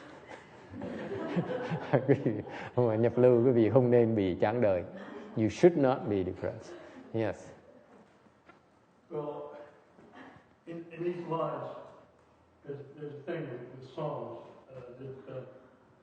that's a curious phenomenon. That if you hear, if you're feeling sad about something, and you hear an incredibly sad song. Yes. You go into the song, you feel it, and then suddenly you feel good again. Yes. It takes the sadness away somehow. Yes. I mean, how does that work? I know that it happens, but why do you think it happens? The change in mood? What are you asking about? You asking about the switch of mood, or are you asking about what registers and what doesn't register? It's different aspects here. I'm not sure which one you're asking about. I'm asking about the switch in mood. Why does your mood change if you hear the sad song and you're sad? Uh-huh. Do you have any idea? It's a phenomenon. I've seen it. Yes. Okay. I can never understand why it is. But you're in the business. That's what you do to lure people to buy your records. And you're asking me? How sad. Cái ông ca sở này, ông nói là tại sao nghe bài hát nhiều khi mình vui, nhiều khi mình buồn. Bài hát làm cho mình buồn, bài hát mình vui. Thì hỏi ngược lại, ủa, cái nghề ông là nghề ca sĩ, ông biết bao nhiêu bài hát, xong rồi hát biết bao nhiêu bài ca, xong để làm người ta buồn, làm người ta vui, ông mình chưa hiểu rồi. Ông hỏi chuyện vô duyên lãng xẹt thì nghề ông hỏi tôi, this is your profession, and you ask me about your profession? Yes, ma'am.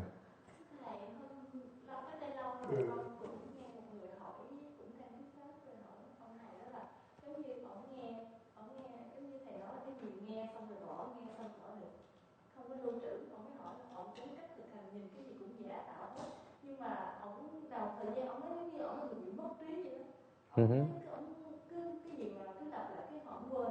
Vậy con xin hỏi thầy, vậy cái đó cái người như vậy là họ bị lãng trí hay là họ?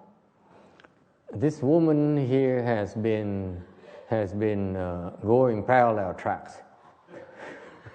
She says she goes to another temple and she listens to the Dharma, and someone asks the master, so you hear something, you drop it. You hear something, you drop it. Pretty soon, the student here says, I don't remember anything.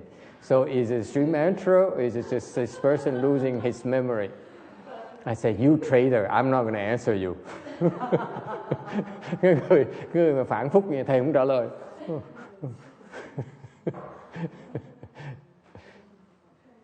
Yes, but you can help her. Cái gì có thể giúp cô? Yeah, ông thầy già sẽ giúp cô. Ông thầy già trả lời 4 câu rồi. 4 questions ông thầy già. Cô nói là ông thầy ông dạy á, nghe gì bỏ. Cái lúc cái ông học trò cái gì cũng quên hết luôn nữa. Cái tới hỏi ông thầy, thầy cái này tại con nhập lưu hay là tại con đảng trí vậy thầy? Đồ quỷ.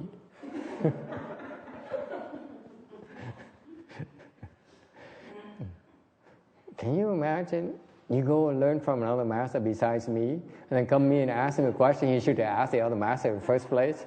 Tới học người thầy khác xong đem câu hỏi tới hỏi thầy, vô duyên lãng xẹt. Đồ phản phúc. Ta chửi cho đồ phản. Ingrate. Vô ơn bạc nghĩa. Hả?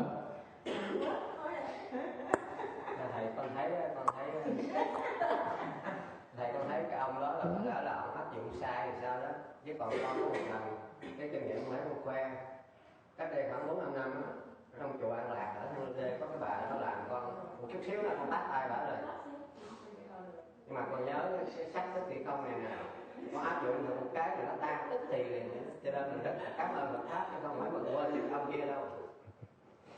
More than 4 sentences. I'm not translating. Trên 4 câu thầy không có dịch.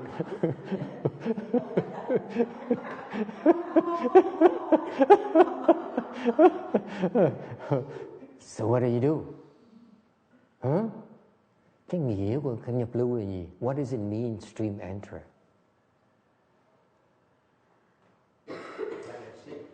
It's not forgetting. Cái này không phải là mình quên. Does it mean you forget? Có nghĩa là mình quên hết hay sao? Hả? What does it mean? Nó chỉ có nghĩa là mình không có chấp nó. Có nghĩa mặc dù nó chửi mình nhưng mình không có giận. It only means that you don't react to it. For example, they insult you. You idiot! What do? Nothing. Because you don't react to it.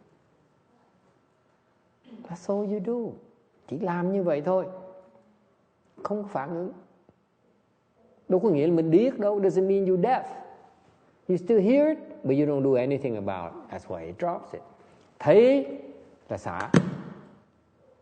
See that?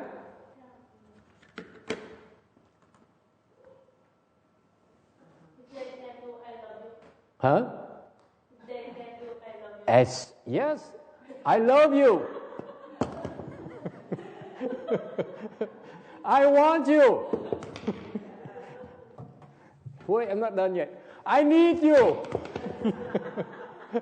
I can live without you. See? That's stream enterers. Có nghĩa là anh yêu em, xả ngay lập tức. Anh muốn em, xả ngay lập tức.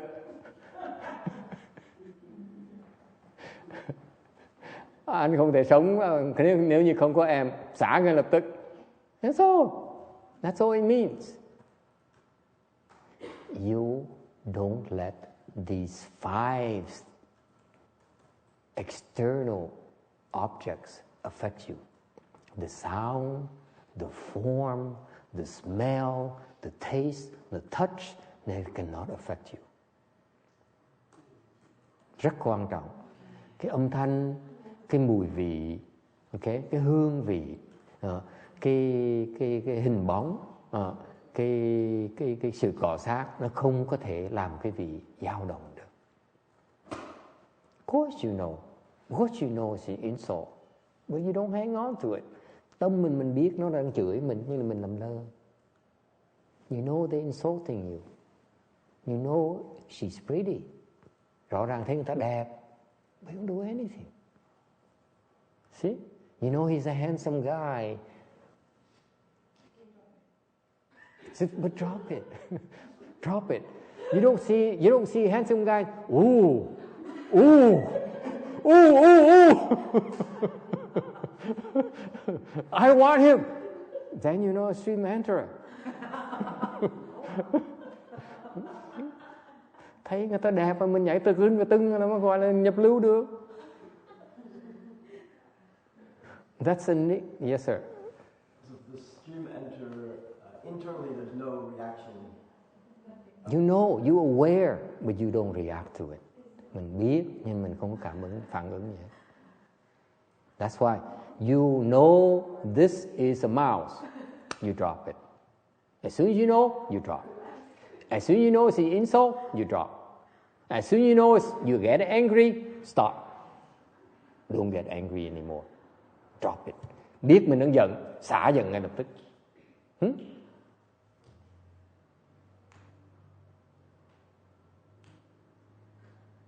You like it, huh? The Chinese like it. You know it feels bad. Goodbye.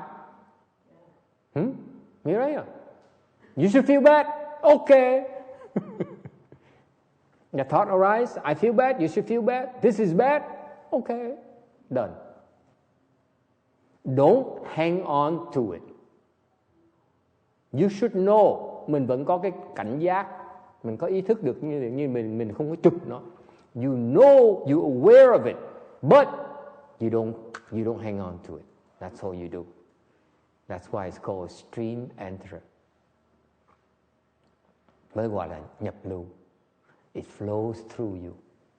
All these things flow through you. That's all they do. They have no traces left. Nó không có cái gì nó ở lại với cái vị hết. Nó chỉ đi qua mình thôi. Nó lướt qua mình thôi. It flows through you. Isn't it beautiful? And that's called wisdom, cái đó gọi là có trí huệ, thưa quý vị. Dễ sợ không? Nào. Yes, sir. I was going to ask, is one way to train yourself that somebody, say, insults you, so you still internally have a reaction, but you stop and you don't externally react? That's the first step.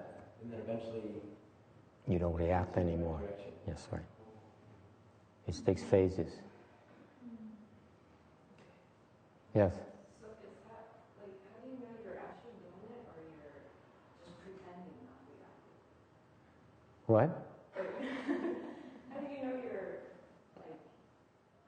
like, how do you know that you're just, like, ignoring or For example, the thought says, I feel bad. Okay? But you're already feeling bad. No. The first thought arises when you wake up in the morning. I feel bad. It is so bad. Okay. Go. The reason you continue to feel bad is because you hang on to it. You say, oh, you're right. It is so bad now. You find excuses. You justify that state.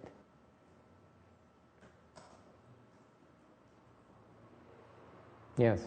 What if you are not aware of the thought? You just feel it in your body, like you feel bad. You feel bad. Then you're stuck already. So what you do is you say, okay, I know I'm feeling bad right now. Drop it. Okay? Dropping varies from time period. If you're slower, you feel bad a long time before you drop it. And you get better, you drop it faster and faster and faster and faster and faster and faster and faster and faster and faster until you get the first stage aha where you feel bad, okay, done at that moment. Does it make sense? That's why there are levels. Is it clear? It sounds easy, but this is a recipe for you to keep on dropping. Okay? Nó nghe là dễ, thực ra nó rất khó làm, tại cái này cái việc làm từng cái trình độ nó khác nhau. Each level you are. Okay? It's harder for you to drop certain things. Mỗi cái trình độ quý vị nó khó xả những cái loại khác nhau. Okay? When you first dhyana, it's very hard for you to drop what? Quý vị lúc mà sơ thiền quý vị khó xả cái gì? Food, excellent. Đồ ăn. Very good. What else? Hả? Sleep, ngủ. Cái đó rất là khó. Thì tư tưởng says, the thought says, sex, very good. Tình dục. Excellent. She's been studying. Cái cô này đang học hỏi. Okay? Very hard for you to drop. Food. Lúc mình sơ thiền, mình khó mà bỏ cái thèm ăn. Okay?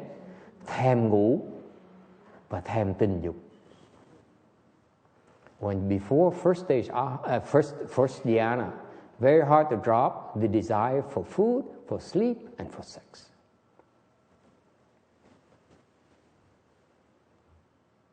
So far, so good?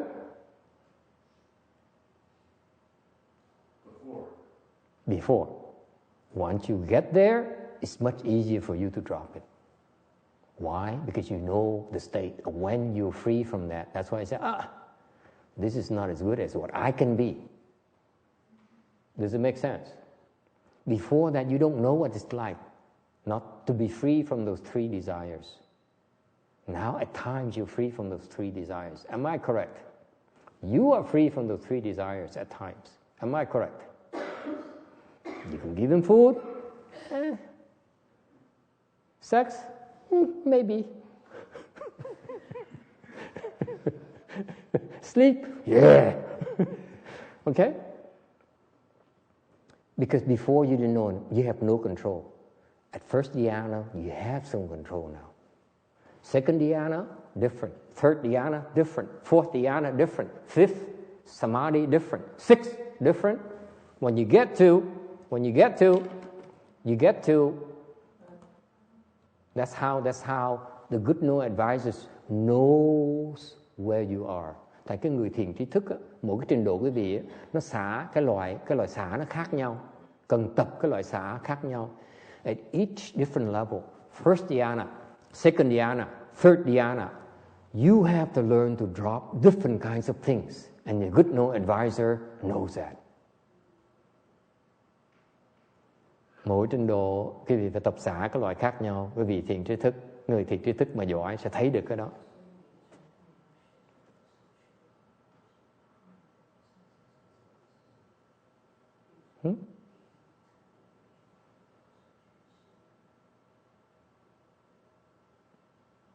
Any question? Ai thắc mắc gì không? You know, we still at the same bullet point as we started two hours ago. Mình vẫn ở một cái điểm tuần trước, which we started last the last lecture. See, so I'm guilty too. I use more than 4 sentences. Thầy cũng bị cái bệnh đó luôn nữa, nói dông dài.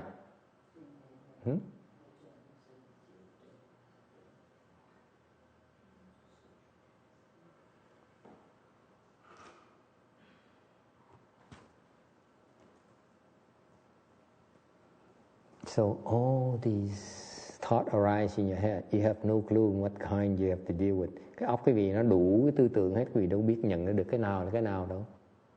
Okay? You cannot handle all of them at the same time. Quý vị không thể nào bỏ hết tất cả cùng một lúc được.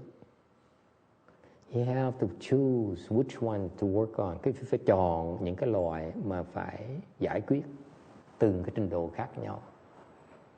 Agree? You need to select which one you need to handle. You need to devote your resources, your attention, your energy right now. Okay? Your good no advisor knows that. Cái người thiền trí thức người ta nhận được cái đó. You can't. Quý vị thấy không được.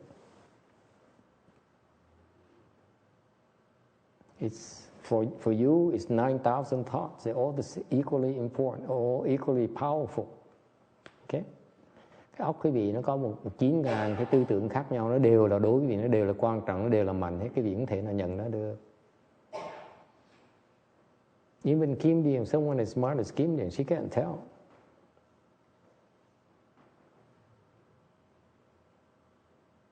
Can you?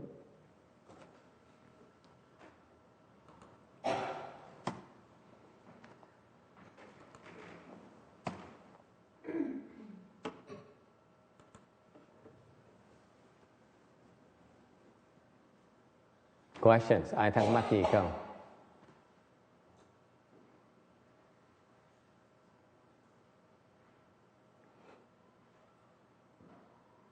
Questions? Yes? Okay, then we have 2 more minutes and we should wrap it up and transfer the merit and virtue to the rebirth. Let me try to finish it in these 2 last bullets, because otherwise I have to start over next time again. Okay. And the third bullet, thầy cho thầy một vài phút thầy nói cho nó xong cái tấm này cho xong rồi. And once you are a stream enterer, you go to high level, second stage arhat, third stage arhat. Okay, you contemplate the same thing: impermanent, suffering, and void of self. Khi cái vị nhập lưu rồi, cái vị muốn tới nhị quả, tam quả, cái vị vẫn quán như là vô thường, khổ và vô ngã. Okay? And finally, in your 4th stage arhat, you should also contemplate as that. Okay? They should contemplate as the 5 skandhas are impermanent, bound up with suffering, and devoid of self. Okay?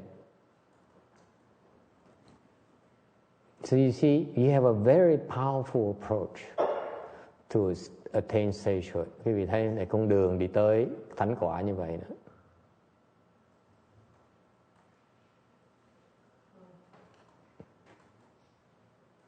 You do it this way. It shouldn't take you 10 years like Fra Samurai to do it. Fra Samurai took him 10 years to get there. Cái ông ngài hòa thượng mà Thái Lan đó, ngài nói 10 năm ngài mới diệt được, ngài tốn 10 năm. Nếu quý vị dùng cái phương pháp mà tu, quý vị sẽ không cần tới 10 năm đâu. Could be as fast as days, weeks, months.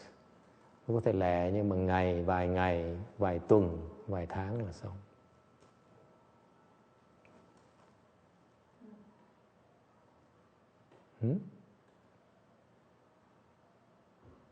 You think I knew that? Thầy biết cái đó. I didn't know this. That's why I give it to you. Trước thầy đâu có biết đâu, bây giờ thầy cho quý vị. It's a gift. Yes, sir. Isn't the key word though is contemplate? What does that mean and how do we do it? Làm sao mình quán nghĩa là sao?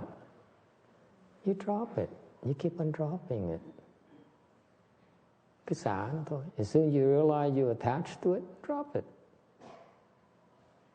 Mình biết mình đang xả, mình đang chấp thì mình xả.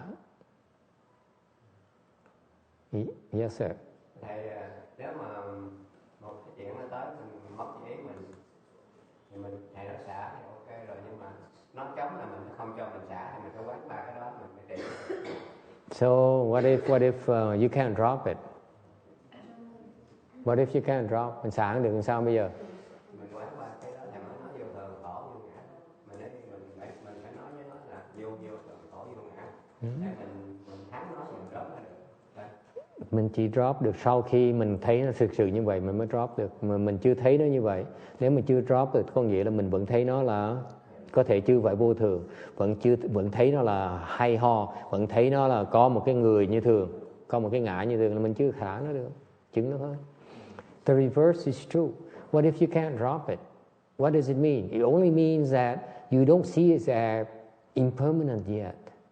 It could also mean that you like it. You think it's not suffering. You think it's normal. If you realize it's suffering, you drop it right away. You see? You say, you should feel bad. Okay? I don't have to feel bad. You only feel bad, okay, because you think it's okay. When you say, the thought arises, you should feel bad. I don't have to. Are you kidding me? It may be the end of the world. Maybe I have no clothes to wear. I have no food to eat. Should I feel bad? I refuse to feel bad.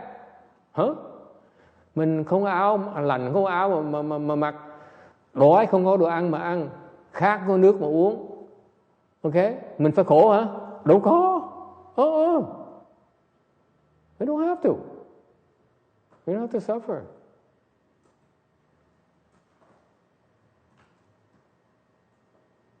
What does it mean? Nghĩa là sao? The body may hurt, but the mind doesn't.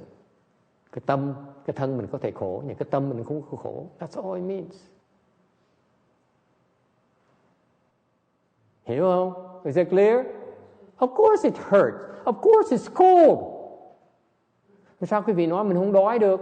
How can you tell me when you're thirsty that you're not thirsty? Mình rõ ràng cái thân mình nó đang khát, sao mình nói mình không khát được?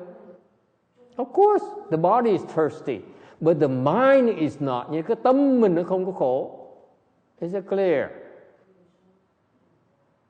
Don't confuse the two, Anna. The body experience is different from the mind experience. Two separate things. Nó hoàn toàn nó khác nhau. Is it clear? If your leg hurts, yes it hurts. Nếu cái chân nó đau, thì rõ ràng cái chân nó đau. It's clearly hurting, right? Nó rõ ràng nó đang đau, right? Why do you unbuckle? Tại sao quý vị xả chân làm cái gì? Hả? Tại vì cái tâm quý vị bắt xả chứ cái chân ở đâu quý vị xả đâu. Did the legs tell you to unbuckle? No. Yeah. Thank you. Who tells you to unbuckle? Ai nói cái vị xả cái chân ra? Your mind, not your legs. Your legs say, oh, it hurts, so it hurts. It doesn't say, please unbuckle. It's you who says, Anna says, oh, I can't take this much longer. Too much suffering. You see how stupid you are, how ridiculous you are. We watch you all these years and, oh my God, they still don't get it. Dạy cái gì biết năm này qua tháng nọ vẫn không thấy được, không hiểu được chứ thưa. We're not teaching you to fool yourself. We're not. Don't walk away here saying, oh, these guys are so extreme. I'm hurting and they tell me, no, it doesn't matter. Yeah, of course it matters. It hurts. Of course it's real. Yes? That was my question. How do you know that you're fooling yourself? Or you're really wrong? How do you know? How do you know? You're just fooling yourself. You're just saying, oh, it doesn't matter. I don't react. How do you know that you're really doing it right? Yes. Your good knowing advisor will tell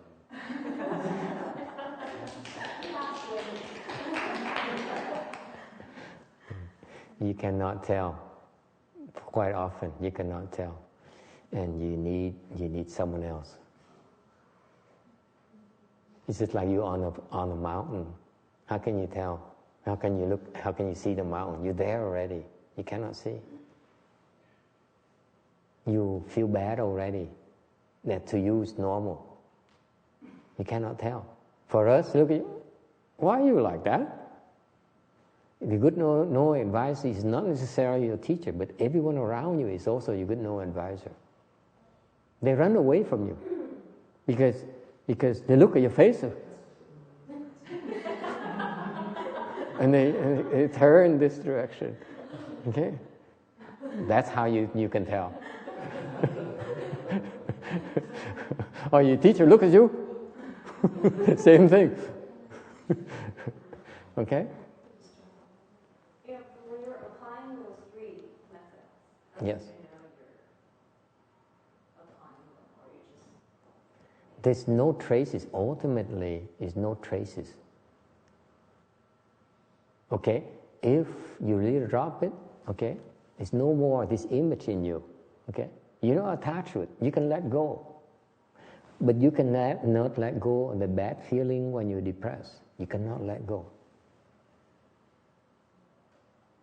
Therefore, there are traces of the bad feelings. Okay? It's not as easy as it sounds, but that's ultimately boils down to it. Okay? Someone has to tell you. Don't trust yourself. Okay? Because you're right, you fool yourself into believing it's normal. That's what happens. Okay? That's why you need to be respectful and look for input from others. Why is that, do you think depressed people like to be by themselves? Have you figured it out? Because when they are with others, others will tell them they're depressed. By their attitude, by their behavior. That's why they're by themselves so that they can be depressed. No one can tell them. You see that? Yes. Depressed people do not like company because other people will act like a mirror and will look at you and they can tell you that you're depressed, you're not good company. Okay? If you don't know, you remain depressed longer. That's why when you're depressed, and you don't feel like seeing people, that's when you go and see people. And then you get out of it quicker.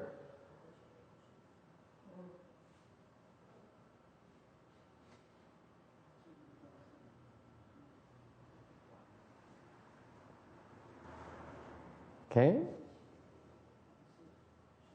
The problem with you depressed people and the people who are not stream enterers is that bottom line is this: you do not believe others, in particular your teachers. They try to tell you something, you don't listen. You say, I disagree. I disagree. Sound familiar? I disagree. Huh? That's why you quit. You quit because you disagree.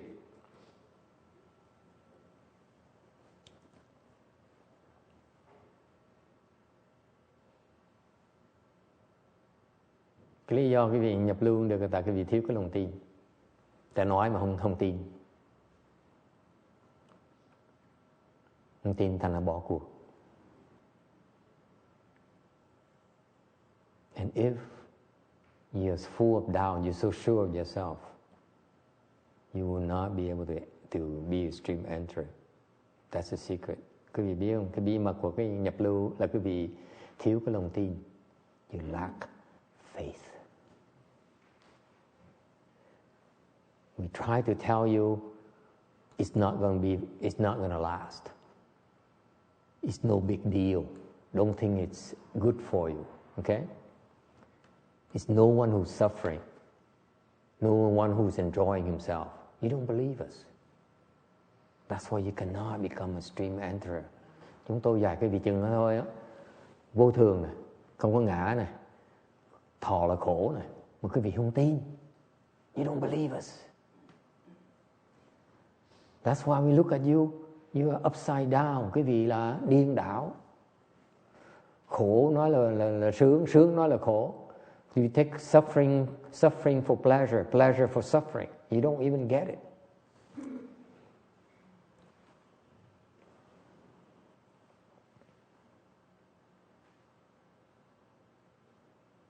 You refuse to let go. Okay? Any question? Ai thắc mắc gì khác không? Okay, so finally today we finish that one slide 59. Ngày hôm nay may mắn chúng ta kết thúc được cái tấm 59. That's progress.